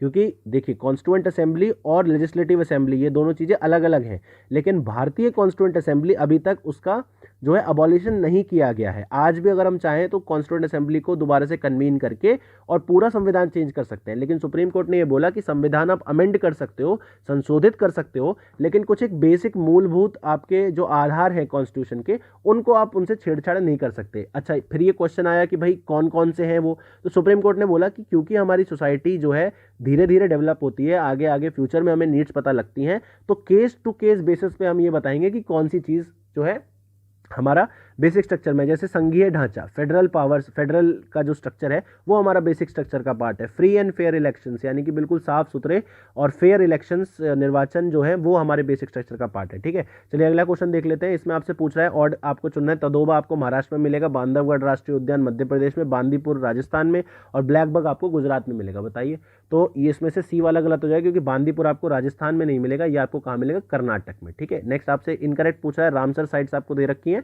और आपको बताना है कौन सी जगह पे वो है। तो दीपोर बिल आपको असम में मिलेगी, होकेरा आपको पंजाब में मिलेगी, कंवर आपको बिहार में मिलेगी, और सोमरेरी जो है लद्दाख में मिलेगी। इनकरेक्ट बताना है। तो अगर हम देखें तो होकेरा वाली जो है वो आपको पंजाब में नहीं, जम्मू कश्मीर में मिलेगी। इसलिए अब आप मुझे बताएंगे, चलिए मैं आपको बताता हूँ, जो रामसार साइट्स हैं ये बेसिकली होती क्या है, रामसार कन्वेंशन 1971 में साइन किया गया था, ईरान की एक सिटी है रामसार, वहाँ पे इसको साइन किया गया था। और जो आर्द्र भूमि वेटलैंड्स हैं उनके प्रोटेक्शन और वाइज यूज़ के लिए, यानी कि अगर हम रामसार साइट्स को हम डिक्लेयर करते हैं वेटलैंड्स को, तो हमें उनकी प्रोटेक्शन, उनकी कंजर्वेशन और उनके प्रमोशन के लिए सरकार को कदम उठाने होते हैं, ठीक है। नेक्स्ट आपसे देख लेते हैं, ऑड पूछा हुआ है, एक तरफ आपको अंतर्राष्ट्रीय संगठन ऑर्गेनाइजेशंस दे रखे हैं, दूसरी तरफ उनके हेडक्वार्टर्स पहचानने। खाद्य और कृषि संगठन, फूड एंड एग्रीकल्चर ग्लैंड में मिलेगा।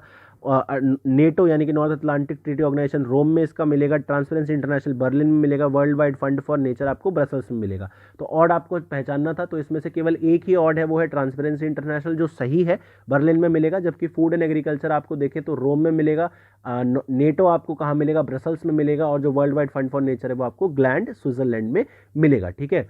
मैं आपके कमेंट्स पढ़ता रहता हूँ, आप कहते हैं कि भैया बहुत जल्दी जल्दी आप बोलते हो, थोड़ा धीमे बोलिए। तो देखिए, जहाँ भी समझाने की बात होती है कोई कॉन्सेप्ट, वहाँ मैं आपको बहुत तसल्ली से, प्यार से, धीरे धीरे समझाता हूँ। बट ये जो सारी चीज़ें हैं, इनमें अगर हम ये सीधी याद करने वाली चीज़ है, तो ऐसे पार्ट्स को हम थोड़ा जल्दी करते हैं, क्योंकि जो भी इनमें बताने वाली चीज़ होती है मैं आपको बताता हूँ, लेकिन फिर भी कोशिश करूंगा कि धीरे धीरे से ही आगे बढ़े। नेक्स्ट आपसे पूछ रहा है कि जो एशिया का जो पावर इंडेक्स निकाला जाता है 2021 में, उसमें भारत की रैंक क्या थी। और दूसरा जो ग्लोबल राइट्स इंडेक्स है, यानी कि जो बाल अधिकारों का जो इंडेक्स है, सूचकांक है, उसमें भारत की रैंक क्या थी। तो बताइए। तो अगर हम देखें तो उस समय ये जो है, इसका आंसर तो वैसे नन ऑफ द अबव हो जाएगा। क्यों? क्योंकि जो 2020-21 का सूचकांक था उसमें जो रैंक थी वो 113 थी, ठीक है। और अब अगर हम 21 की बात करें, 2021 की लेटेस्ट इंडेक्स की बात करें, तो हमारी उसमें रैंक 112 है एशिया पावर इंडेक्स में, ठीक है। उसके बाद माफ कीजिएगा, इसमें एशियन पावर इंडेक्स में नहीं है, ये जो रैंक है हमारी एशिया पावर इंडेक्स में कौन सी है, चौथी है, फोर्थ रैंक है। और जो 2020-21 में थी हमारी 113वीं रैंक थी चाइल्ड राइट्स में, ठीक है। और अब वो बढ़कर कितनी हो गई है, थोड़ी सी अच्छी हो गई है, 112 हो गई है। तो आपको लेटेस्ट याद रखना चाहिए। तो लेटेस्ट में अगर हम बात करें तो एशिया पावर इंडेक्स 2021 में अगर हम देखें तो फोर्थ कंट्री है इंडिया, एशिया की सबसे पावरफुल। और अगर बच्चों के अधिकार के बारे में बात करें तो जो लेटेस्ट रैंक है हमारी वो 112 है। अगला क्वेश्चन देख लेते हैं। आपसे पूछ रहा है कि जो यूएनईपी है यानी कि संयुक्त राष्ट्र पर्यावरण कार्यक्रम है, वो कौन सी रिपोर्ट नहीं निकालता है, कौन सी रिपोर्ट पब्लिश नहीं करता है।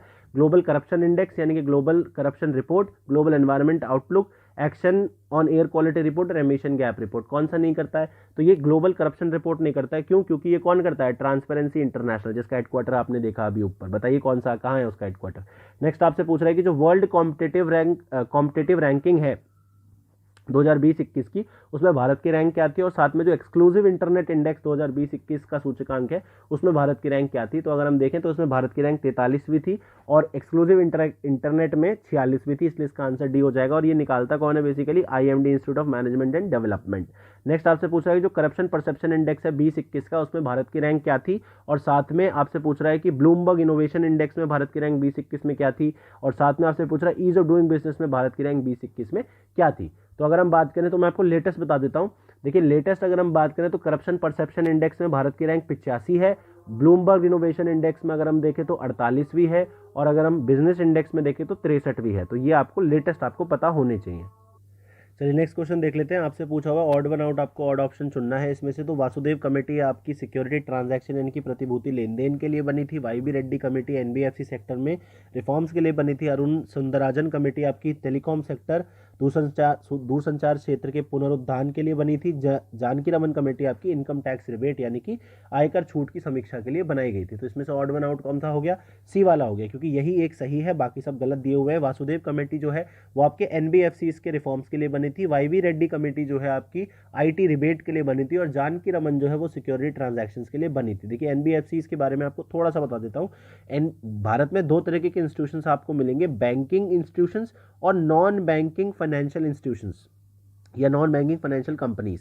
तो बैंक्स क्या करते हैं, बैंक्स रिटेल लोगों से डिपॉजिट लेते हैं और साथ में लोन्स देते हैं, ठीक है, और भी बहुत सारे काम करते हैं। लेकिन NBFCs ऐसा नहीं कर सकती, वो हर किसी से पैसा नहीं ले सकती क्योंकि वो उनके पास लाइसेंस नहीं होता। लेकिन फिर भी NBFCs क्या है, इन्वेस्टमेंट्स करती हैं, सरकार की सिक्योरिटीज़ को खरीदती हैं। साथ में कोई भी अगर डेवलपमेंटल प्रोजेक्ट है, कोई बड़ा प्रोजेक्ट है जिसकी फाइनेंसिंग काफ़ी बड़ी है और बैंक्स के पास पैसा नहीं है, तब वहाँ पे NBFC से भी फंडिंग ली जाती है, ठीक है। इसलिए ये अलग तरीके के इंस्टीट्यूशंस होते हैं। अगला क्वेश्चन देख लेते हैं। मिनिस्ट्री ऑफ फाइनेंस ने कौन सी स्कीम जो है इसमें से नहीं बनाई है, नॉट पूछा हुआ है इसमें, कौन सी नहीं बनाई है। प्रधानमंत्री जीवन ज्योति बीमा, प्रधानमंत्री सुरक्षा बीमा, किसान विकास पत्र, प्रधानमंत्री स्वास्थ्य सुरक्षा योजना।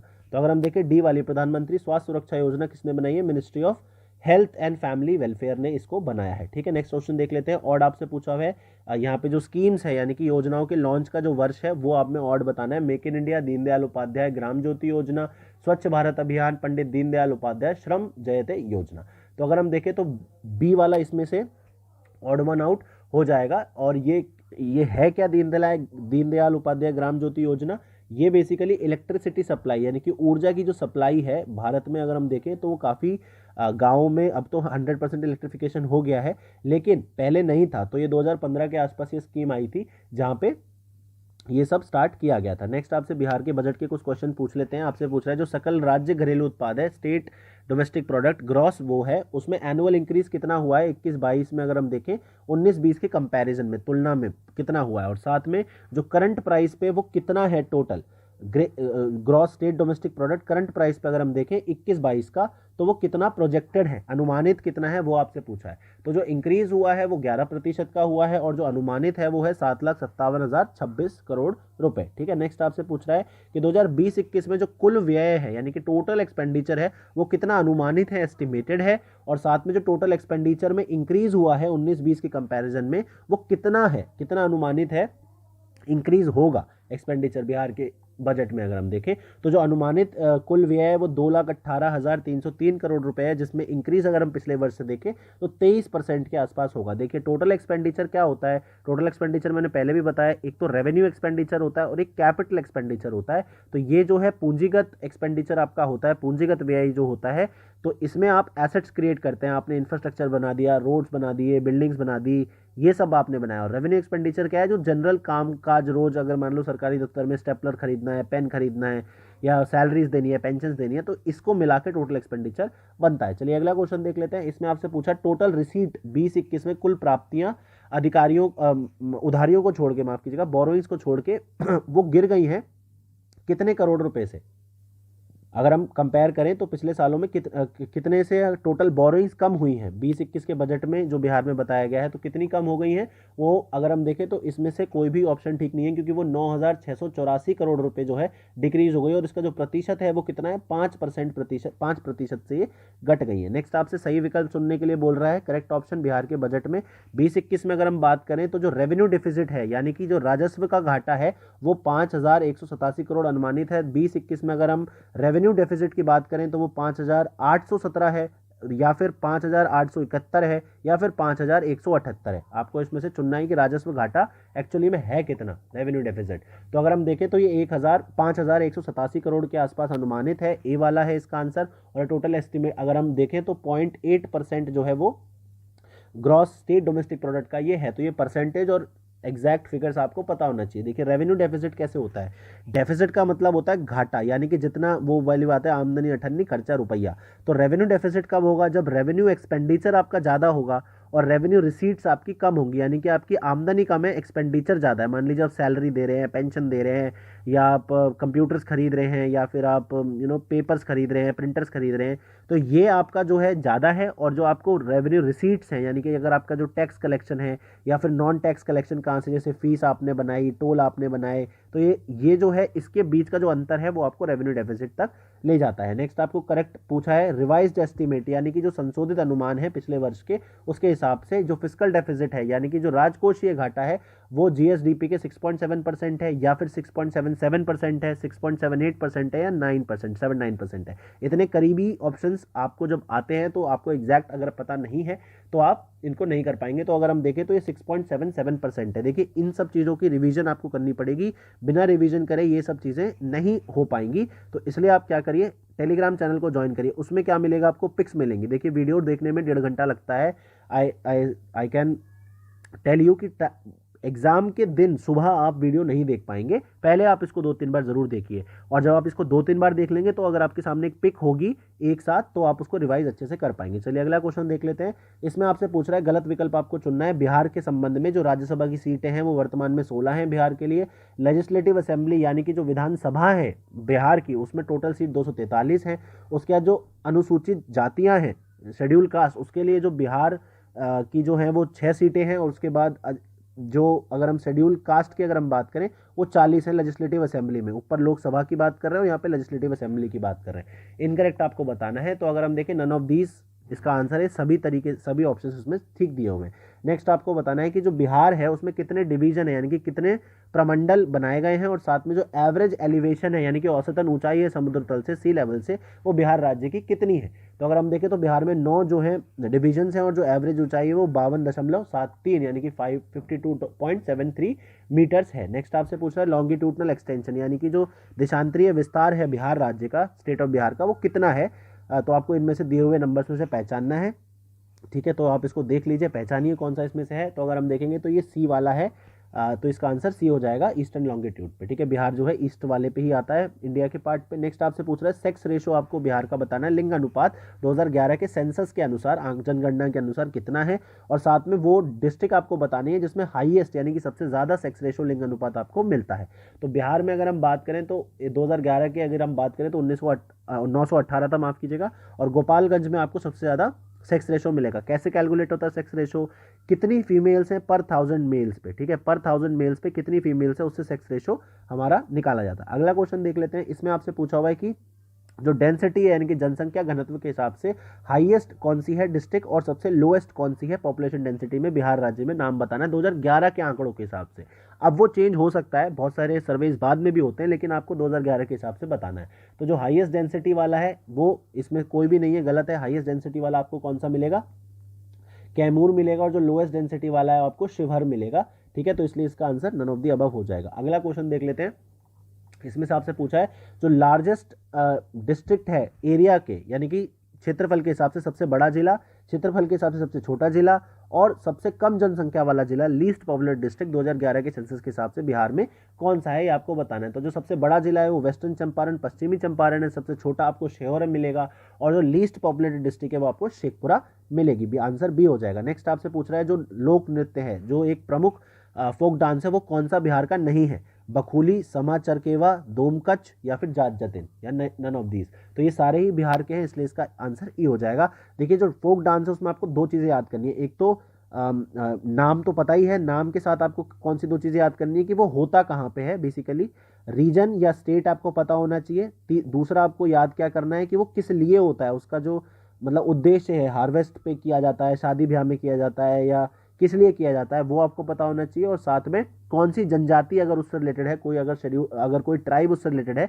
तो वो भी आपको पता होनी चाहिए। अगला आपसे ऑड वन आउट पूछा है, तो नचारी लोकगीत, दीन भद्री लोकगीत, बीजा मेल लोकगीत और पोवाड़ा लोकगीत आपको बताना ऑड वन आउट इसमें से कौन सा है। तो इसमें से डी वाला हो जाएगा, क्योंकि बाकी सब बिहार के हैं, लेकिन पोवाड़ा जो है आपको महाराष्ट्र में मिलेगा। नेक्स्ट आपसे पूछ लेते हैं, करेक्ट ऑप्शन आपको चुनना है। तो चैतन्य महाप्रभु जो है टेम्पल आपको सोनपुर में मिलेगा, चौमुखी महादेव आपको पटना में मिलेगा, विश्व शांति स्तूप आपको राजगीर में मिलेगा, और हरिनाथ का मंदिर जो है आपको वैशाली में मिलेगा। करेक्ट आपको बताना था, तो इसमें से विश्व शांति स्तूप जो है आपको राजगीर में ही मिलेगा, जबकि चैतन्य महाप्रभु की बात करें तो वो आपको पटना में मिलेंगे, चौमुखी महादेव आपको वैशाली में मिलेंगे, और हरिनाथ जी का जो टेम्पल है वो आपको सोनपुर में मिलेगा। ठीक है, नेक्स्ट आपसे देख लेते हैं, गलत विकल्प आपको चुनना है। तो जो बिहार राज्य है उसकी जो अररिया डिस्ट्रिक्ट है वो नेपाल से उसका जो है बॉर्डर लगता है। सिवान डिस्ट्रिक्ट की अगर हम बात करें तो उत्तर प्रदेश से लगता है, गोपालगंज की अगर हम बात करें तो झारखंड से लगता है, और पूर्णिया की अगर हम बात करें तो पश्चिम बंगाल से लगता है। इनकरेक्ट बताना है, तो ये जो है सी वाला इसका इनकरेक्ट हो जाएगा। गोपालगंज डिस्ट्रिक्ट जो है वो बिहार झारखंड से कनेक्टेड नहीं है। अगला देख लेते हैं, इसमें आपसे पूछ रहा है कि जो रिवर्स है, नदियों का जो उद्गम है, पॉइंट ऑफ ओरिजिन है, वो कौन सी नदी है जो महाभारत रेंज से जो नेपाल में है वहां से नहीं निकलती। तो मतलब बिहार की वो कौन सी नदी जो महाभारत रेंज से नहीं निकलती, वो आपको बतानी है। बागमती, कमला, महानंदा या फाल्गु रिवर। तो अगर हम देखें तो फाल्गु इसका आंसर हो जाएगा। क्यों? क्योंकि ये जो नॉर्थ छोटा नागपुर प्लेटो यानी कि उत्तरी छोटा नागपुर का जो पठार है वहां से ये रिवर निकलती है। नेक्स्ट आपको इनकरेक्ट बताना है, आइडेंटिफाई करना है। एक तरफ आपको इंडस्ट्रीज दे रखी है, दूसरी तरफ आपको लोकेशंस दे रखी हैं उद्योगों की। तो उर्वरक यानी कि फर्टिलाइजर आपको मुंगेर में मिलेगा, लोह की यानी कि आयरन आपको गया पूर्णिया में मिलेगा, रेल इंजन की मरम्मत रिपेयर वर्क्स आपको जमालपुर में मिलेगा, और तसर रेशम सिल्क आपको भागलपुर में मिलेगा। इनकरेक्ट आपको बताना था। तो अगर हम देखें तो इसमें से ए वाला इनकरेक्ट हो जाएगा, क्योंकि जो फर्टिलाइजर इंडस्ट्री है वो आपकी बरौनी में आपको मिलती है। चलिए नेक्स्ट क्वेश्चन देख लेते हैं। इसमें आपसे पूछा हुआ है मेजर हाईवेज यानी कि जो बिहार के प्रमुख राष्ट्रीय राज्य मार्ग हैं, तो आपको बताना है जो 57 है, 57 है वो छपरा से गोपालगंज को जोड़ता है, 85 है दरभंगा से जामनगर को जोड़ता है, 102 छपरा से मुजफ्फरनगर को जोड़ता है, और 105 मुजफ्फरनगर से पूर्णिया को जोड़ता है। आपको सही विकल्प यानी कि करेक्ट ऑप्शन चुनना था। तो अगर हम देखें तो ये सी वाला ठीक है, 102 जो है छपरा से मुजफ्फरनगर को जोड़ता है। जबकि अगर हम बात करें तो छपरा से गोपालगंज को 85 जोड़ता है, दरभंगा से जामनगर को 105 जोड़ता है, और मुजफ्फरपुर से पूर्णिया को जो है 57 जोड़ता है। ठीक है, तो अगला क्वेश्चन देख लेते हैं। जो करंट प्राइस पे यानी कि जो वर्तमान मूल्य है उसमें जो जीएसडीपी है यानी कि राज्य का जो सकल घरेलू उत्पाद है वो कितना है, आर्थिक सर्वेक्षण 2020-21 के हिसाब से वो 19-20 में कितना रहा था, ये आपको पहचानना है। तो इसमें से दिए हुए ऑप्शन में से कोई भी नहीं है। क्यों? क्योंकि कितना रहा था, 6,11,804 6,11,804 करोड़ रुपए ये रहा था। अगला क्वेश्चन देख लेते हैं। नेट डोमेस्टिक प्रोडक्ट यानी कि निवल राज्य घरेलू उत्पाद वर्तमान यानी कि करंट प्राइजेस पे आपको बताना है आर्थिक सर्वेक्षण के हिसाब से कितना था वो। तो अगर हम देखें तो 5,62,710 करोड़ था। देखिए जो नेट होता है, नेट स्टेट डोमेस्टिक प्रोडक्ट और ग्रॉस स्टेट डोमेस्टिक प्रोडक्ट, ये मैं आपको पहले भी क्लियर कर चुका हूँ। ग्रॉस में से जब आप डेप्रिसिएशन माइनस करते हैं तब आपको नेट मिलता है। डेप्रिसिएशन क्या होता है, जैसे अगर आपने एक मशीन लगाई है तो हर साल उसकी कुछ ना कुछ कीमत घटेगी। तो वो जो मान लीजिए 100 रुपये की आपने लगाई, लेकिन मान लीजिए 2021-20 में आपने 100 रुपये की लगाई, 2021 में उस मशीन की कीमत जो है 80 रुपये रह गई, और यहाँ पे जो आपने टोटल प्रोडक्शन किया मान लीजिए वो 100 रुपये का रहा। तो अगर हम टोटल इस वैल्यू की बात करें तो वो होनी कितनी चाहिए, 200, लेकिन है कितनी, 180, क्योंकि 20 रुपये का डेप्रिसिएशन हो गया। तो ये आपकी ग्रॉस जीडीपी हो गई और ये आपकी नेट जीडीपी हो गई। ठीक है, ये मैंने बहुत सिंपल तरीके से समझाया है, लेकिन मतलब आपको समझ में आ जाएगा, इस हिसाब से मैंने आपको बताया। अगला क्वेश्चन देख लेते हैं। जो इलेक्ट्रिसिटी, गैस, वाटर सप्लाई यानी कि विद्युत, गैस और जल आपूर्ति और अन्य जनोपयोगी सेवाओं में जो वृद्धि दर है, ग्रोथ रेट रही है 19-20 में बिहार में कितनी रही है, और जो मैन्युफैक्चरिंग है यानी कि जो विनिर्माण है उसमें वृद्धि दर कितनी रही है 19-20 में, आर्थिक सर्वेक्षण 20-21 में जो बताया गया है। तो बताइए, तो इसमें से 20.3 20.3% आपकी इलेक्ट्रिसिटी, गैस, वाटर सप्लाई और यूटिलिटी में रही है, और मैन्युफैक्चरिंग में देखें तो 11.4% रही है। अगला क्वेश्चन देख लेते हैं। इसमें आपसे पूछ रहा है कि इनकरेक्ट, गलत विकल्प आपको चुनना है। भीम बांध वाइल्ड लाइफ सेंचुरी, भीम बंद वाइल्ड लाइफ सेंचुरी मुंगेर में मिलेगी, विक्रमशिला आपको भागलपुर में मिलेगी, परमान जो है डॉल्फिन सेंचुरी वो जमुई में मिलेगी, और गोगा बील जो है वो आपको कटिहार में मिलेगी। इसमें से गलत आपको चुनना था, तो इसमें जो सी वाला जो वो गलत हो जाएगा, क्योंकि परमान डॉल्फिन अभ्यारण्य आपको जमुई में नहीं अररिया में मिलेगा। ठीक है, चलिए देख लेते हैं अगला क्वेश्चन। इसमें आपसे पूछ रहा है कि जो emergency credit facility guarantee scheme है, गवर्नमेंट ऑफ इंडिया ने उसको बढ़ा दिया है, कितना बढ़ा है, कब तक बढ़ाया, डेट आपको बतानी है। और जो ऑटो डेबिट पेमेंट है, यानी कि अपने आप कटने वाली जो डेबिट पेमेंट्स होती हैं, ऑटो डेबिट का मतलब आरबीआई ने उसको एक्सटेंड कर दिया है, कितने महीने से उसको एक्सटेंड किया है। तो अगर हम देखें उसकी प्रोसेसिंग को एक्सटेंड कर दिया है, तो 30 मई, 30 जून, 6 महीने, 3 महीने, तो 30 मई तक ये जो emergency credit facility guarantee scheme है उसको एक्सटेंड किया, और ऑटो डेबिट की फैसिलिटी 6 महीने। ये जो emergency credit facility guarantee scheme है ये है क्या, देखिए कोरोना काल में बहुत सारी एमएसएमईज जो हैं वो बंद होने के कगार पे आ गई थी, क्योंकि प्रोडक्शन नहीं था, लेबर नहीं थी, डिमांड नहीं थी। तो इन्होंने जो लोन्स ले रखे थे बैंक से, कोलैटरल दे के लोन लिए जाते हैं, गिरवी रख के लोन लिए जाते हैं, तो बैंक क्या करता है, अगर आप दे नहीं पा रहे हो, प्रिंसिपल और इंटरेस्ट अगर आपने नहीं दिया है, तो आपकी 1 2 3 बोल देता है, यानी कि नीलामी बोल देता है। तो उससे बचाने के लिए जो है इमरजेंसी क्रेडिट लाइन जो है गवर्नमेंट ने दी थी, आत्मनिर्भर भारत पैकेज का जो ये पार्ट था, और उसके अंदर जो है आपको कोलैटरल फ्री लोन्स दिए जाएंगे, यानी कि बिना आप कुछ रखे आपको लोन दिए जाएंगे, और इसकी गारंटी कौन देगा, सरकार देगी। ठीक है, नेक्स्ट आपसे पूछ लेते हैं। सेंट्रल गवर्नमेंट ने 14,500 करोड़ रुपए का निवेश किया है, यानी कि कैपिटलाइजेशन किया है, किसमें, निवेश नहीं कहेंगे उसको, निवेश तो इन्वेस्टमेंट होता है, बट इन्फ्यूजन किया है, लिक्विडिटी इन्फ्यूजन किया है 4 स्टेट ओन लेंडर्स में, यानी कि जो केंद्र मतलब जिन जो सरकारी बैंक है उनमें किया है। तो कौन सा इनमें से नहीं है आपको बताना है, जो 4 बैंक जिनमें किया है उनमें से कौन सा नहीं है। Central bank of India, Indian overseas bank, bank of India, और या फिर यूनियन बैंक ऑफ इंडिया। तो अगर हम देखें तो डी वाला इसमें नहीं है, क्योंकि central bank, Indian overseas bank, bank of India के साथ यूको बैंक है, जिसके अंदर गवर्नमेंट ने लिक्विडिटी इन्फ्यूजन किया है। लिक्विडिटी इन्फ्यूजन क्यों करना जरूरी है, यानी कि कैपिटलाइजेशन करना बैंकों का क्यों जरूरी है। देखिए, बैंक्स जो होते हैं वो हमारी इकोनॉमिक सिस्टम के, पूरी इकोनॉमी के बैकबोन्स होते हैं। बैंक में ही पैसा आप डालने जाएंगे और बैंक ही जो है दूसरों को लोन देगा। लेकिन अगर बैंक के एनपीएस बढ़ गए, यानी कि उनकी जो उनके पास पैसा आना चाहिए था वो नहीं आ रहा है, तो सिर्फ एनपीए ही खराब नहीं होते हैं बैंक के। बैंक जो है हर लोन के अगेंस्ट एक प्रोविजन रखता है। मान लीजिए 100 करोड़ रुपए का लोन बैंक ने दिया, तो आरबीआई और गवर्नमेंट की गाइडलाइन के हिसाब से उसको अपनी कैपिटल में से, बैंक की जो खुद का पैसा है उसमें से लेट सपोज 10 करोड़ रुपए प्रोविजनिंग रखनी पड़ती है, कि अगर ये पैसा नहीं आता है तो ये पैसा किसका है, ये लोगों का पैसा है, यही तो पैसा दिया है बैंक ने। तो अगर ये पैसा नहीं आता है तो बैंक अपनी कैपिटल में से 10 करोड़ रुपए जो है लोगों को देगा, मतलब लोगों का नुकसान नहीं होना चाहिए। तो अगर मान लीजिए ये पैसा नहीं आया तो 100 करोड़ तो ये गए, और 10 करोड़ ये भी बैंक नहीं दे सकता आगे किसी को लोन। तो बैंक की कैपिटल, बैंक में क्या होता है, बैंक में इन लिक्विडिटी की कमी हो जाती है, और जैसे ही लिक्विडिटी की कमी होती है बैंक में, तो इंटरेस्ट रेट बढ़ जाते हैं, मार्केट में पैसा जो है ज़्यादा दरों पे मिलता है। उससे क्या होता है कि जो इन्वेस्टमेंट है इकोनॉमी में वो कम हो जाता है, जिसकी वजह से जो है इकोनॉमिक ग्रोथ घट जाती है। तो इस तरीके से आपको ये सारा रिलेशन पता होना चाहिए हर चीज़ के बीच में, इसलिए गवर्नमेंट समय समय पर इन बैंक्स को रिकैपिटलाइज भी करती रहती है। नेक्स्ट आपसे पूछ रहा है कि जो बहरीन ग्रैंड प्रिक्स हुआ था, बेसिकली F1 रेस जो हुई थी 2021 में, उसको किसने जीता है, और साथ में जो चिल्ड्रन बुक डे था, यानी कि अंतर्राष्ट्रीय बाल पुस्तक दिवस था, उसको मनाया गया था 2 अप्रैल को, तो कौन सी थीम थी उसकी। तो आप बताइए कौन जीता है इसमें, और थीम बताइए।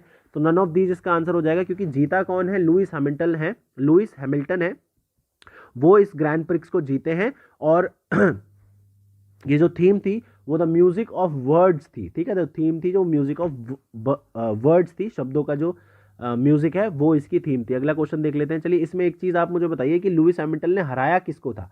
ठीक है, ये जीते तो है लेकिन ये हराया किसको था, ये आपको मुझे बताना है। अच्छा देखिए, जब भी आप कोई क्वेश्चन अटेम्प्ट करते हैं, टेस्ट सीरीज में अटेम्प्ट करते हैं या कहीं और भी अटेम्प्ट करते हैं, तो एक चीज़ आपको बहुत ध्यान से उस पर देखना चाहिए कि जैसे चिल्ड्रन बुक डे है वो 2 अप्रैल को मनाया जाता है, तो ये वाला भी अपने आप में एक क्वेश्चन है जो आप याद कर सकते हैं। चलिए अगला क्वेश्चन देख लेते हैं। इसमें आपसे पूछ रहा है नए चेयरमैन और मैनेजिंग डायरेक्टर प्रबंध निदेशक और अध्यक्ष बनाए गए हैं किसके, oil and natural gas corporation के। उनका नाम आपको बताना है और साथ में डीजी बनाए गए हैं, महानिदेशक नियुक्त किया है किसका, ESIC employees state insurance corporation का। उनका नाम आपको बताना है, शशि शंकर, अनुराधा प्रसाद, सुभाष कुमार, मुखमीत एस भाटिया, शशि शंकर या सुभाष, तो इनमें से पहचानना है आपको। तो अगर हम देखें तो बी वाला, तो सुभाष कुमार जो है चेयरमैन एंड मैनेजिंग डायरेक्टर बने हैं oil and natural gas corporation के, और मुखमीत एस भाटिया जो है डीजी बने हैं। ठीक है, इसका आंसर हो जाएगा बी। अगला क्वेश्चन देख लेते हैं। दादा साहेब फाल्के अवार्ड जो है 51वां, वो किसको दिया गया है हाल ही में, और साथ में जो जेंडर गैप इंडेक्स निकालता है कौन, वर्ल्ड इकोनॉमिक फोरम। ठीक है, यहाँ फोरम नहीं लिखा है, वर्ल्ड इकोनॉमिक फोरम निकालता है इसको, उसमें भारत की रैंक आपको बतानी है कितनी है। तो अगर हम देखें तो ये नन ऑफ दी अबव इसका हो जाएगा, क्योंकि ये जो अवार्ड दिया गया है ये रजनीकांत जी को दिया गया है, पहली बात तो, और साथ में जो हमारी रैंक है अगर हम वर्ल्ड इकोनॉमिक फोरम में देखें जेंडर गैप इंडेक्स में, तो बड़ी ही खराब रैंक है, 140वीं रैंक है हमारी, 156 के अंदर टोटल कंट्रीज हैं उसमें इसकी 140वीं रैंक है। तो ये भी आपको, चाहे आप इंटरव्यू का क्वेश्चन आप आंसर कर रहे हो, मेंस का क्वेश्चन आप आंसर कर रहे हो, तो ये सब चीज़ें आप बताएंगे तो आपके आंसर में थोड़ा वजन आएगा। देखिए दादा साहेब फाल्के अवार्ड के बारे में थोड़ा बता देता हूँ। इन्होंने पहली भारत की, माफ़ कीजिएगा, इन्होंने भारत की जो पहली फीचर फिल्म थी, भारत की जो पहली फीचर फिल्म थी वो बनाई थी, जिसका नाम क्या था, राजा हरिश्चंद्र। ठीक है, और इन्हें भारतीय सिनेमा का पितामह यानी कि फादर ऑफ इंडियन सिनेमा भी कहा जाता है। अगला क्वेश्चन देख लेते हैं। पेटीएम मनी ने एक नई रिसर्च डेवलपमेंट फैसिलिटी खोली है, वो कौन सी सिटी में खोली है, उस सिटी का आपको नाम बताना, और साथ में उत्तर प्रदेश की कौन सी म्युनिसिपल कॉरपोरेशन है, नगर निगम है, जिसने बॉम्बे स्टॉक एक्सचेंज पे अपने आप को लिस्ट किया है। तो पुणे, गाजियाबाद, नागपुर, गोरखपुर बताना है आपको। तो पुणे में ये रिसर्च एंड डेवलपमेंट फैसिलिटी खुली है और बॉम्बे स्टॉक एक्सचेंज पे गाजियाबाद। अब देखिए लिस्ट करने का मतलब क्या होता है, एक कंपनी आपने मान लीजिए बनाई, अब ये कंपनी 100% आप ओन करते हैं, अब आपने प्रोडक्शन किया, आपका प्रोडक्ट अच्छा है, लोगों को पसंद में आ रहा है, आपकी डिमांड बढ़ रही है, तो आपको अपनी कंपनी का एक्सटेंशन करना है, प्लांट लगाना है, या और भी आपको पैसा चाहिए कुल मिला के। तो आप क्या करेंगे, दो ऑप्शन है, एक के आपके पास एक तो इक्विटी का ऑप्शन होता है कि आप किसी को अपनी कंपनी का हिस्सेदार बना लें, भागीदार बना लें, और उसके खिलाफ आपको कुछ पैसा मिल जाएगा, वो आपको चुकाना नहीं पड़ता, वो पैसा आपका हो गया क्योंकि आपने अपना स्टेक बेच दिया। लेकिन दूसरा क्या होता है, डेट होता है, यानी कि आप कर्जा ले लें कि 100% कंपनी के मालिक आप ही रहेंगे, लेकिन आपने डेट ले लिया, लेकिन उस पर आपको इंटरेस्ट भी देना पड़ेगा और वो डेट वापस भी करना पड़ेगा। तो जनरली जो कंपनीज होती हैं वो डेट लेना प्रेफर नहीं करती, क्योंकि उनसे डेट लेने से उनके जो फाइनेंशियल स्ट्रेंथ है उस पर काफ़ी ज़्यादा स्ट्रेस होता है। तो वो क्या करती है, इक्विटी को बेचती है लोगों को। तो इक्विटी बेचने के दो तरीके हो सकते हैं, या तो आप बिना लिस्ट करे इक्विटी बेच दें। लेट सपोज आप हैं और आपके भैया हैं, ABC आपके दोस्त हैं कुछ, तो आपने बोला भैया मेरी कंपनी है और बढ़िया चल रही है, आप देख लो, और उसमें आप जो है स्टेक खरीद लो। तो भैया ने बोला ठीक है भैया हमें 10% का स्टेक दे दो, इसने भी 20% ले लिया, इस तरीके से आपने बेच दिया। लेकिन ये तो आपका नेटवर्क लिमिटेड ही है ना, लेकिन अगर आपको वाइडर मार्केट, काफ़ी विस्तृत मार्केट का अगर आपको एक्सेस चाहिए, तो आपको अपने आप को किसी स्टॉक एक्सचेंज पे लिस्ट करवाना होता है। तो भारत में अगर हम देखें तो बॉम्बे स्टॉक एक्सचेंज और national stock exchange NSE BSE ये दोनों हैं। तो यहाँ पे इस तरीके से आप लिस्ट हो सकते हैं। लिस्ट होने के बाद जैसे आप एयरटेल देख लीजिए या रिलायंस देख लीजिए, इन सबके शेयरों की खरीद फरोख्त होती है। तो इसे हम इसलिए लिस्टिंग करना जरूरी होता है कि आपको पैसा मिल सके और उस पर आपको ब्याज भी ना देना पड़े। अगला क्वेश्चन देख लेते हैं। एडिशनल डायरेक्टर यानी कि अतिरिक्त निदेशक नियुक्त किया गया RBI के गवर्नर को ब्रिटानिया इंडस्ट्री का, तो वो गवर्नर कौन है जिनको किया गया। दूसरा जो अंबोली बायोडाइवर्सिटी साइट है उसको हेरिटेज साइट अभी डिक्लेयर किया गया है, तो वो कौन से राज्य में स्थित है आपको बताना है, किस राज्य में स्थित है। तो अगर हम देखें तो ये उर्जित पटेल जी हैं जिनको ब्रिटानिया इंडस्ट्रीज का एडिशनल डायरेक्टर नियुक्त किया गया और महाराष्ट्र में ये आपको साइट मिलेगी। एडिशनल डायरेक्टर्स क्या होते हैं, देखिए किसी भी कंपनी को जब आप गठित करते हैं तो उसके एक बोर्ड ऑफ डायरेक्टर्स होते हैं। ऐसा नहीं है कि आपने बना लिया और मतलब आप ही उसके मालिक हैं। हाँ, एक छोटे लेवल तक एक आदमी मालिक रह सकता है, लेकिन अगर आप अपनी कंपनी को प्राइवेट लिमिटेड कंपनी बनाना चाहते हैं या लिमिटेड लाइबिलिटी कंपनी बनाना चाहते हैं, तो अगर आपको प्राइवेट लिमिटेड कंपनी बनानी है तो उसके कुछ क्राइटेरियाज होते हैं कि आपके पास एक बोर्ड ऑफ डायरेक्टर होना चाहिए, जिसमें लेट सपोज कुछ 15 डायरेक्टर होने चाहिए, ऐसा बोल दिया। और इसमें भी ये होता है, अब 15 डायरेक्टर होने चाहिए, लोग क्या करेंगे कि अपने ही भाई चाचा बहनों को सबको रख लेंगे डायरेक्टर, लेकिन क्योंकि इस प्राइवेट लिमिटेड कंपनी में लोगों का भी पैसा लगेगा, तो इसलिए बाहर के किसी व्यक्ति का डायरेक्टर होना भी जरूरी है, तो उसे हम बोलते हैं इंडिपेंडेंट डायरेक्टर। ठीक है, यहाँ पे तो एडिशनल डायरेक्टर की बात हो रही है, खैर, पर मैं आपको कॉन्सेप्ट समझा रहा हूँ। तो इंडिपेंडेंट डायरेक्टर क्या होते हैं कि बाहर का कोई व्यक्ति है, उसमें आरबीआई ने और फाइनेंस मिनिस्ट्री, कॉमर्स मिनिस्ट्री जो है, उन्होंने एक न्यूनतम मात्रा सेट कर रखी है कि भाई 15 में से 5 तो आपके होने ही चाहिए इंडिपेंडेंट डायरेक्टर। और इन पांचों डायरेक्टर्स की मर्जी के बिना, मान लीजिए चलो 10 आपके इंटरनल हो गए, 5 आपके एक्सटर्नल हो गए, फिर भी आप ये कहेंगे कि भाई मेजोरिटी तो हमारी है, लेकिन इसमें भी ये कंडीशन है कि अगर इंडिपेंडेंट डायरेक्टर्स सब मिलके ये बोलते हैं कि भैया नहीं, ये डिसीजन सही नहीं है, इन्वेस्टर्स के हक में नहीं है, तो आप वो डिसीजन नहीं ले सकते। तो ये पूरा कॉन्सेप्ट होता है डायरेक्टर्स का। तो पूरी कंपनी के जितने भी कामकाज होते हैं वो बोर्ड ऑफ डायरेक्टर्स में मीटिंग होती है, उसमें जो एजेंडा होता है वो प्रस्तुत होता है, और हर एजेंडा पे जो बोर्ड ऑफ डायरेक्टर्स की सलाह से ही काम होता है। ठीक है, अगला क्वेश्चन देख लेते हैं। इसमें आपसे पूछ रहा है कि बुलेट प्रूफ जैकेट अभी बनाई है वो किस संस्थान ने बनाई है, और साथ में जो पब्लिक एंटरप्राइज सिलेक्शन बोर्ड है, यानी कि सार्वजनिक उद्यम चयन बोर्ड है, उसके जो चेयरपर्सन है, अध्यक्ष है, उनकी नियुक्ति हुई है, उनका नाम आपको बताना है। तो ये जो बुलेट प्रूफ जैकेट और ये जितना भी डिफेंस है वो कौन बनाता है? जनरली डीआरडीओ बनाता है। और पब्लिक एंटरप्राइज सिलेक्शन बोर्ड की जो अभी नई चेयरपर्सन बनी है वो मल्लिका श्रीनिवासन बनी है। ठीक है, ये सी इसका आंसर हो गया। अगला क्वेश्चन देख लेते हैं। जो सुपारी पलाना है, एक किताब का नाम है, वो डॉक्टर शैलेंद्र जोशी ने लिखी है, तो वो उसको लॉन्च किया गया था, वो किसने लॉन्च किया उसको? और दूसरा, भारत का जो पहला फुल्ली इलेक्ट्रिफाइड यानी कि पूर्ण विद्युतकृत भारतीय रेलवे जोन कौन सा है? रेलवे जोन्स बटे हुए हैं हमारे, काफी सारे रेलवे जोन्स हैं, तो कौन सा फर्स्ट फुल्ली इलेक्ट्रिफाइड है? तो ये जो किताब का लॉन्च किया गया था, ये हमारे उपराष्ट्रपति वाइस प्रेसिडेंट द्वारा किया गया था, वेंकैया नायडू जी द्वारा। और वेस्टर्न सेंट्रल रेलवे यानी कि पश्चिम मध्य रेलवे जो है फुल इलेक्ट्रिफाइड रेलवे बना है। अगला क्वेश्चन देख लेते हैं। आपसे पूछ रहा है माई एनईपी 2020 पोर्टल का उद्घाटन किया गया है अभी, national council teacher education web portal basically. तो ये national council of teacher education web portal नाम है इसका, और इसका शॉर्ट फॉर्म माई एनईपी 2020। तो ये किसने लॉन्च किया है? कौन से केंद्रीय मंत्री ने इसको लॉन्च किया है? रमेश पोखरियाल निशंक, धर्मेंद्र प्रधान, निर्मला सीतारामन या हर्षवर्धन जी? तो अगर हम देखें तो रमेश पोखरियाल निशंक जो हमारे एजुकेशन मिनिस्टर हैं, उन्होंने इसको लॉन्च किया। ये है क्या बेसिकली? ये पोर्टल क्या करेगा? जो हमारे national professional standards for teachers है, यानी कि जो टीचिंग के जो स्टैंडर्ड्स हैं उनको बनाएगा और उनको बनाने में जो बाहर के लोगों की जो कोई अगर किसी की कोई एडवाइस है तो उसको भी वो इसको इसमें इंक्लूड करेगा। तो इसलिए ये पोर्टल बनाया गया है। नेक्स्ट आपसे पूछ रहा है कि फोन पे ने अभी एक फास्टैग इशू किया है, जारी किया है, तो वो कौन से बैंक के साथ मिलकर किया है? और नेक्स्ट आपसे पूछ रहा है कि जो आदिल जैनुल भाई हैं उनको रिसेंटली किस ऑर्गेनाइजेशन का अध्यक्ष बनाया गया है, अध्यक्ष नियुक्त किसका किया गया है? तो ये जो कार्ड है ये आईसीआईसीआई बैंक द्वारा फोन पे ने मिलके स्टार्ट किए हैं और क्वालिटी काउंसिल ऑफ इंडिया का ये बनाए गए हैं। देखिए फास्टैग क्या है? बेसिकली एक RFID radio frequency ID tag होता है। आपने कार की शील्ड पे इसको लगा लिया, इसमें आपने मोबाइल की तरह रिचार्ज कर दिया, जब भी आप टोल नाके से निकलेंगे तो ये आपकी आईडी रीड करके पैसे काट लेगा। आपको अलग से रुक के और पैसे देने की इसमें जरूरत नहीं है, हालांकि ये होता नहीं है बट फिर भी ठीक है। और ये जो क्वालिटी काउंसिल ऑफ इंडिया है ये क्या करती है? भारत में जितना भी प्रोडक्टिविटी है उसकी क्वालिटी को चेक करना, बेसिकली एक्रीडिएशन करती है ये एंटिटी। और ये प्राइवेट और पब्लिक दोनों है, यानी कि इसमें गवर्नमेंट की भागीदारी भी है और प्राइवेट सेक्टर की भागीदारी भी है। कौन कौन है प्राइवेट सेक्टर से? एक तो एसोचैम है, एक confederation of Indian industry CII है, और एक फिक्की है। ये तीनों जो है इसमें पार्टनर हैं गवर्नमेंट के साथ। ठीक है, नेक्स्ट आपसे पूछ लेते हैं। इसमें आपसे पूछ रहा है कि अनियन मिथुन जो है उन्होंने रिसेंटली स्वर्ण पदक जीता है, गोल्ड मेडल जीता है साउथ एशियन वुशु चैंपियनशिप में, तो वो कहाँ हुई थी? एक तो ये आपको बताना है। और इसामू आकासाकी जो है एक नोबेल लॉरिएट है, नोबेल पुरस्कार विजेता हैं, उनको कौन सी फील्ड में जो है नोबेल पुरस्कार दिया गया है? तो अगर हम देखें तो ये जो वुशु चैंपियनशिप हुई थी ये नेपाल में हुई थी और फिजिक्स में इनको नोबेल प्राइज मिला। वुशु क्या होता है? बेसिकली एक तरीके का मार्शल आर्ट्स होता है। जैसे आपने देखा कुंफू एक मार्शल आर्ट होता है, कलारी पायट एक मार्शल आर्ट होता है, ऐसे वुशु भी एक मार्शल आर्ट होता है। और इसामू नासाकी को फिजिक्स में जो है सेमीकंडक्टर्स के क्षेत्र में बेसिकली इन्होंने काम किया है, तो इसमें इनको मिला है। नेक्स्ट आपसे पूछ रहा है कि कौन सा प्लेटफॉर्म है रिसेंटली जिसने यूपीआई पे 1 बिलियन ट्रांजैक्शंस क्रॉस किए रिसेंटली?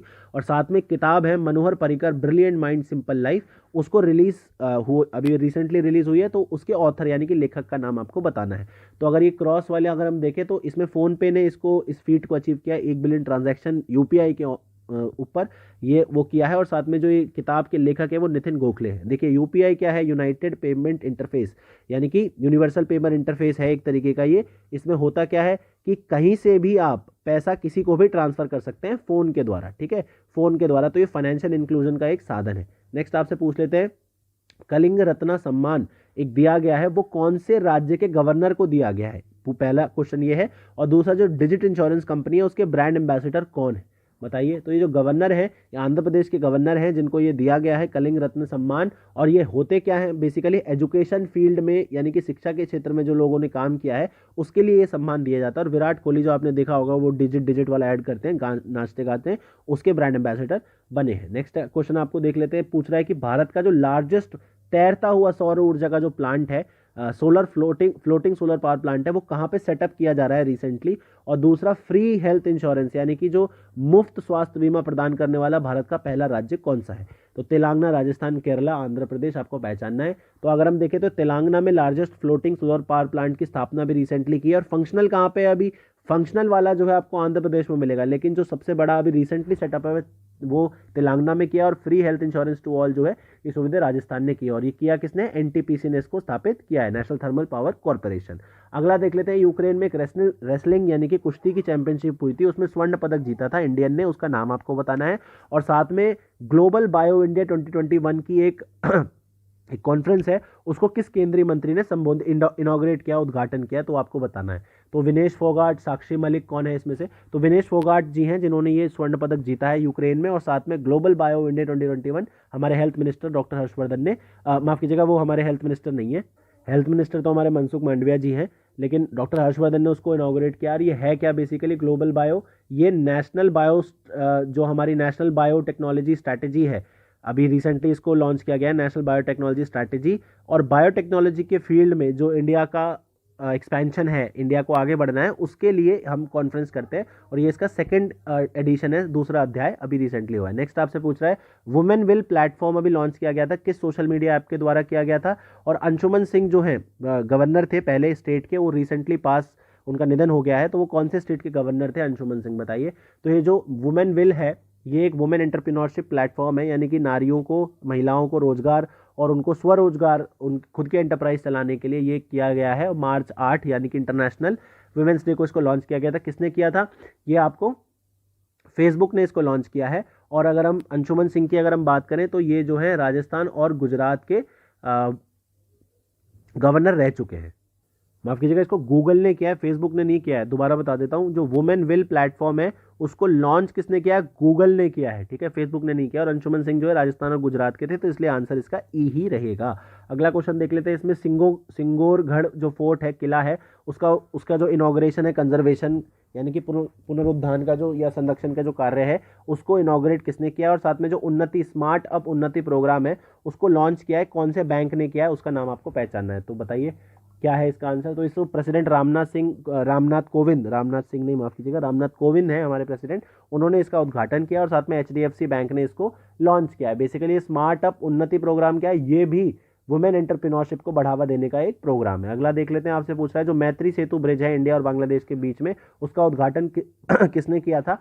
और रिसेंटली जो BWF स्विस ओपन सुपर 300 का जो कंपटीशन हुआ था, उसमें जो महिला एकल का फाइनल था वो किसने जीता था, सिल्वर मेडल जीता है उन्होंने, इंडियन शटलर है, उनका नाम आपको बताना है, यानी कि जो ये जो चिड़ी बल्ला होता है हमारा, उसकी खिलाड़ी है, उसका आपको बताना है। तो अगर हम देखें तो ये PM मोदी ने इसको इनॉग्रेट किया था, काफ़ी बड़ा ये एक इवेंट भी हुआ था। और ये कौन सी रिवर पे है, ये फेनी रिवर पे है, मैत्री सेतु आपको फेनी रिवर में मिलेगा। और ये जो बैडमिंटन चैंपियनशिप जीती है वो PV सिंधु जी ने जीती है। अगला देख लेते हैं, सुपर 75 स्कॉलरशिप स्कीम जो है कौन से राज्य ने निकाली है, वो आपको बताना है।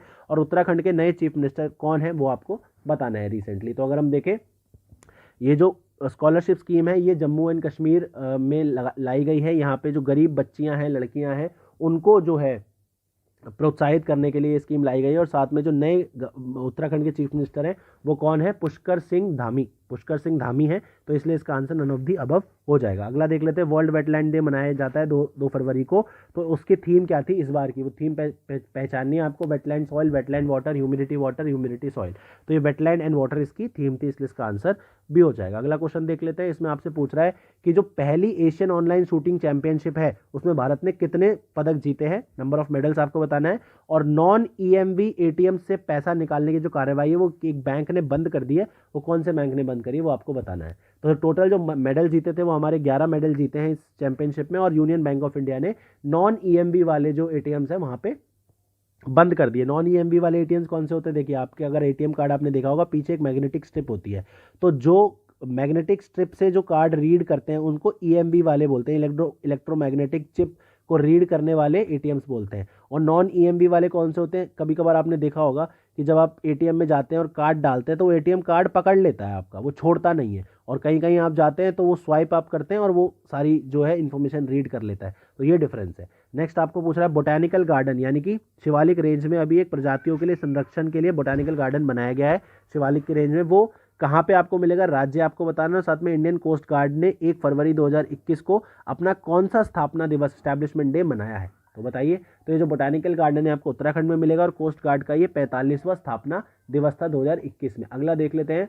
जो महिंद्रा फाइनेंस के नए चेयरमैन यानी कि अध्यक्ष अपॉइंट हुए हैं उनका नाम आपको बताना है। और आदि महोत्सव जो एक हमारा राष्ट्रीय जनजातीय समारोह है, फेस्टिवल है, वो आदि महोत्सव वो किसने, अभी पीएम जो हमारे वाइस प्रेसिडेंट थे एम वेंकैया नायडू, उन्होंने उसको इनॉग्रेट किया है। तो वो कहाँ किया है, कौन से हाट में किया है, तो बताना है आपको। तो अगर हम देखें तो इसके जो महिंद्रा फाइनेंस के चेयरमैन है वो अनीश शाह जी हैं और दिल्ली हाट में इसको किया है। ये है क्या? बेसिकली आपने देखा होगा ट्राइफेड की काफ़ी सारी स्कीम्स चलती हैं। ट्राइफेड क्या है? जो ट्राइबल प्रोडक्ट्स हैं जैसे कि बी वैक्स हो गया, हनी बी हो गई, बीड़ी के पत्ते हो गए, टेंडू लीव्स हो गई, महुआ फ्लावर्स हो गए, इन सबको नेशनल लेवल के मार्केट और इंटरनेशनल लेवल के मार्केट तक पहुंचाने के लिए हम बहुत सारी एग्जीबिशंस लगाते हैं। तो उसी में हमारी एक नेशनल ट्राइबल फेस्टिवल मनाई जाती है जिसका नाम आदि महोत्सव है। अगला क्वेश्चन देख लेते हैं। इसमें आपसे पूछ रहा है कि 2 कंट्रियों ने अभी रिसेंटली साइन किया है किसके लिए? सौर रिन्यूएबल एनर्जी यानी कि अक्षय ऊर्जा के क्षेत्र में। वो कौन सी कंट्री हैं? 2 आपको बताना है। तो वो इंडिया और बहरीन है, इसलिए इसका आंसर बी हो जाएगा। नेक्स्ट क्वेश्चन आपसे देख लेते हैं कि साइक्लिक प्रोसेस जो है हीट ट्रांसफर का वो जीरो किस में होता है, यानी कि उसका जो ऊष्मा का स्थानांतरण है वो जीरो कौन सी प्रोसेस में होता है? आइसोबारिक, आइसोकोरिक, आइसोथर्मल या एडियाबैटिक? तो अगर हम देखें तो यहाँ पे एडियाबैटिक में जो है वो जो उसका स्थानांतरण होता है यानी कि ट्रांसफर होता है वो जीरो होता है। साइक्लिक प्रोसेस क्या होती है? क्लोज्ड प्रोसेस होती है। देखिए, यानी कि यहाँ से यहाँ गई चीज़ और यहाँ से फिर वापस आ गई, सिस्टम से बाहर नहीं गई कोई भी चीज़। अगर हम आइसोबारिक, आइसोकोरिक और आइसोथर्मल की बात करें तो यहाँ पे जो है कॉन्स्टेंट रहती है वॉल्यूम, लेकिन हीट की नहीं। किसकी? यहाँ पे आपसे पूछा था हीट का, तो हीट वाला एडियाबैटिक हो गया। आइसोबारिक में आपको प्रेशर कांस्टेंट मिलेगा, कोरिक में आपको वॉल्यूम कांस्टेंट मिलेगी और थर्मल में आपको टेम्परेचर कांस्टेंट मिलेगा। हीट अलग होती है और टेम्परेचर अलग होती है। चलिए आप मुझे बताइए हीट और टेम्परेचर में फ़र्क क्या होता है? हीट और टेम्परेचर में फ़र्क आपको मुझे बताना है। नेक्स्ट आपसे पूछ रहा है कि कौन सा जो थर्मामीटर वो स्टीफन लॉ पे बेस्ड है और दूसरा कौन सा थर्मामीटर जो है फीडबैक इफेक्ट पे बेस्ड है, आपको बताना है।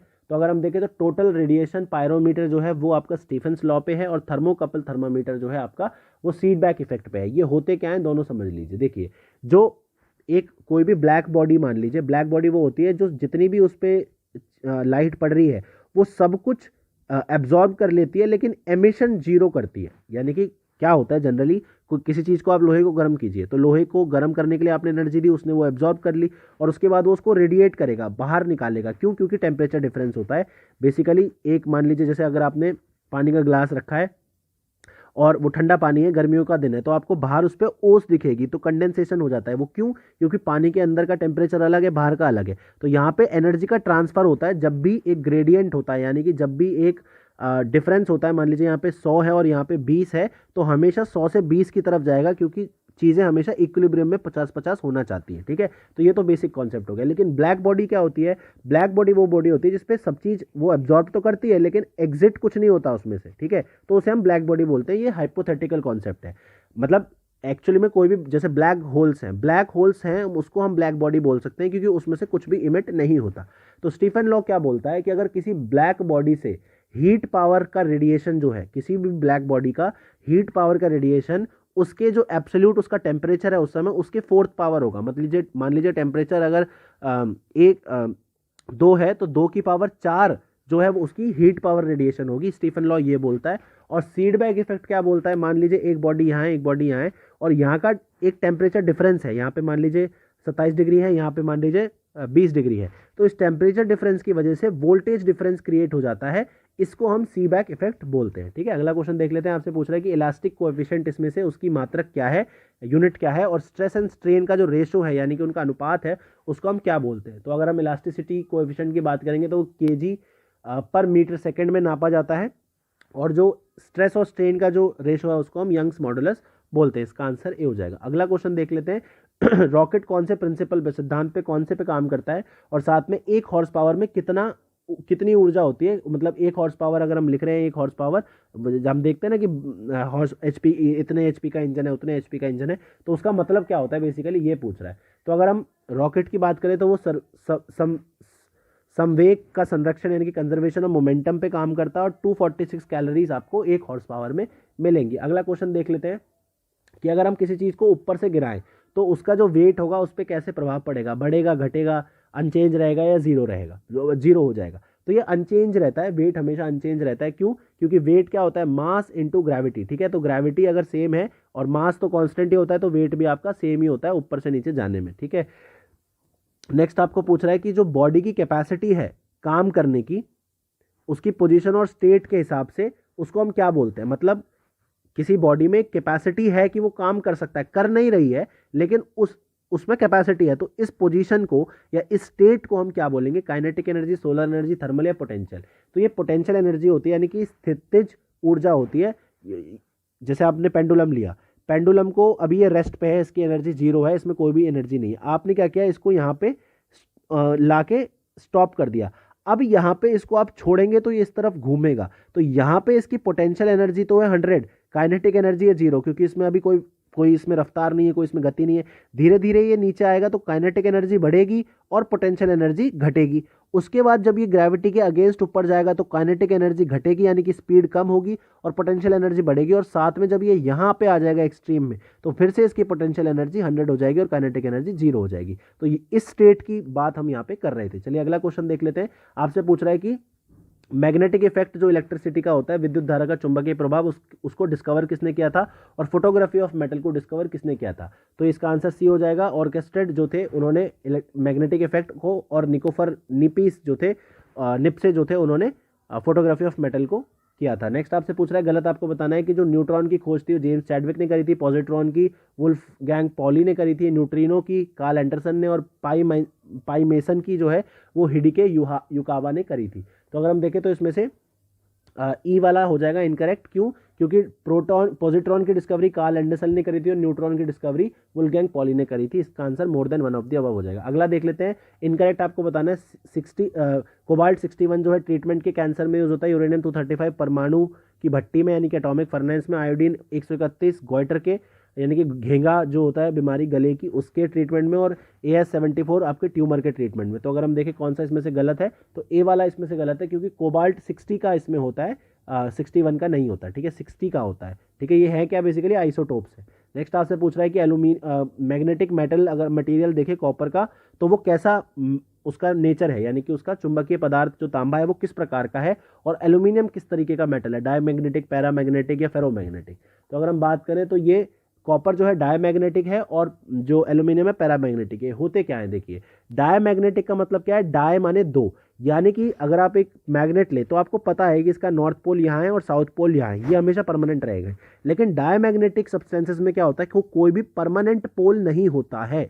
उसको आप जिस मैग्नेटिक फील्ड में रखेंगे, मान लीजिए एक कॉपर का टुकड़ा आपने लिया और मैग्नेटिक फील्ड इस तरफ से इस तरफ है, यानी कि नॉर्थ इस तरफ है, साउथ इस तरफ है, तो इस टुकड़े का नॉर्थ पोल इस तरफ बन जाएगा, साउथ पोल इस तरफ बन जाएगा। लेकिन मान लीजिए आपने इसको रिवर्स कर दिया, यहाँ पे अब नॉर्थ हो गया और यहाँ पे साउथ हो गया, टुकड़ा वही है, तो ये भी अपनी मैग्नेटिक की जो पोल है चेंज कर लेगा, यहाँ पे नॉर्थ यहाँ पे साउथ। इसे हम बोलते हैं डायमैग्नेटिक। पैरामैग्नेटिक सब्सटेंस वो होते हैं जिनकी जो चुंबकीय क्षमता होती है वो बहुत कम होती है, बहुत ही हल्के वो आकर्षित होते हैं, चुंबकीय उनका प्रभाव कम होता है। और फेरोमैग्नेटिक जिनमें सबसे स्ट्रॉन्ग मैग्नेटिक पावर्स होती है, जैसे आयरन। नेक्स्ट क्वेश्चन देख लेते हैं आपसे। इलेक्ट्रिक करंट जो है उसका बेस्ट सर्वोत्तम चालक कंडक्टर कौन है, और साथ में सोडियम, पोटेशियम और मरकरी जो है किस तरीके के एलिमेंट हैं आपको बताना है। चांदी, कॉपर, सिल्वर या फिर मेटल एलिमेंट्स हैं, क्या है। तो अगर हम देखें तो सिल्वर सबसे ज़्यादा इलेक्ट्रिक कंडक्टर है, अच्छा। और जो घातित्व तत्व है यानी कि मेटालिक एलिमेंट्स हैं, सोडियम, पोटेशियम और मरकरी, ये मेटालिक एलिमेंट्स आपको मिलेंगे, ठीक है। नेक्स्ट क्वेश्चन देख लेते हैं। आपसे पूछा है कि स्मोक और क्लाउड किस चीज़ के एग्जाम्पल हैं, यानी कि किस कोलॉइड विलयन के एग्जाम्पल्स हैं। लिक्विड एरोसोल, सॉलिड एरोसोल आपको पहचानना है। तो स्मोक जो है वो सॉलिड एरोसोल का है, और लिक्विड एरोसोल का क्या है, क्लाउड है। बेसिकली कोलाइड होते क्या है, देखिए क्या होता है, जब आप सस्पेंड कर देंगे फाइन पार्टिकल्स को, चाहे वो पार्टिकल सॉलिड के हों चाहे लिक्विड के हों, गैस में जब वो सस्पेंड हो जाएंगे। देखिए इसको ऐसे समझिए, लेट्स सपोज धुआं है। धुआं क्या होता है, बेसिकली हवा है, और हवा के अंदर डस्ट और स्मोक के छोटे छोटे छोटे पार्टिकल्स जो है सस्पेंड होते हैं, ना वो नीचे गिरते हैं और ना वो ऊपर जाते हैं, बीच में रुके रहते हैं। ऐसे ही अगर हम क्लाउड की बात करें तो क्लाउड में क्या होता है, क्लाउड में हवा के अंदर क्या होता है, गैस के अंदर पानी के छोटे छोटे छोटे छोटे पार्टिकल जो है सस्पेंडेड रहते हैं, तो वो लिक्विड एरोसॉल हो गया और स्मोक सॉलिड एरोसॉल हो गया। अगला क्वेश्चन देख लेते हैं। क्वांटम नंबर के हिसाब से आपको बताना है कि क्वांटम नंबर की संख्या जो है वो आपके शेल ऑफ इलेक्ट्रॉन पर डिपेंड करती है, और एजीमुथल क्वांटम नंबर जो है ऑर्बिटल ऑफ द इलेक्ट्रॉन पे डिपेंड करता है, magnetic quantum number subshell of the electron पे, और spin quantum number spin off the electron पे डिपेंड करता है। करेक्ट ऑप्शन आपको बताना है। तो इसमें से पहला और यानी कि ए और डी करेक्ट है, जबकि हम एजीमुथल की बात करें तो वो सबसेल पे डिपेंड करता है और मैग्नेटिक जो है ऑर्बिटल पे डिपेंड करता है। ये दोनों ठीक है, इसलिए more one of the above इसका आंसर हो जाएगा। अगला क्वेश्चन देख लेते हैं। एटॉमिक नंबर के हिसाब से आपको इनर्ट गैसेस को क्रमानुसार लगाना है यानी कि सबसे कम एटॉमिक नंबर से सबसे ज़्यादा, आर्गन, नियॉन, क्रिप्टन, रेडॉन। तो सबसे पहले सबसे कम वाली नियॉन होगी, उसके बाद आर्गन होगी, क्रिप्टन होगी, देन रेडॉन होगी 100। इसका आंसर डी हो जाएगा। अगला क्वेश्चन देख लेते हैं। ऑड आपको चुनना है, यानी कि जो विषम विकल्प है। कवक विज्ञान यानी कि जो माइकोलॉजी है उसका जो उसके फादर है वो MOP आयंगर है। उसके बाद जो फादर ऑफ साइटोलॉजी है, father of cytology Robert Hooke है। फादर ऑफ इटायोलॉजी मार्सेलो मालपिघी है, ठीक है, औतिकी के पिता।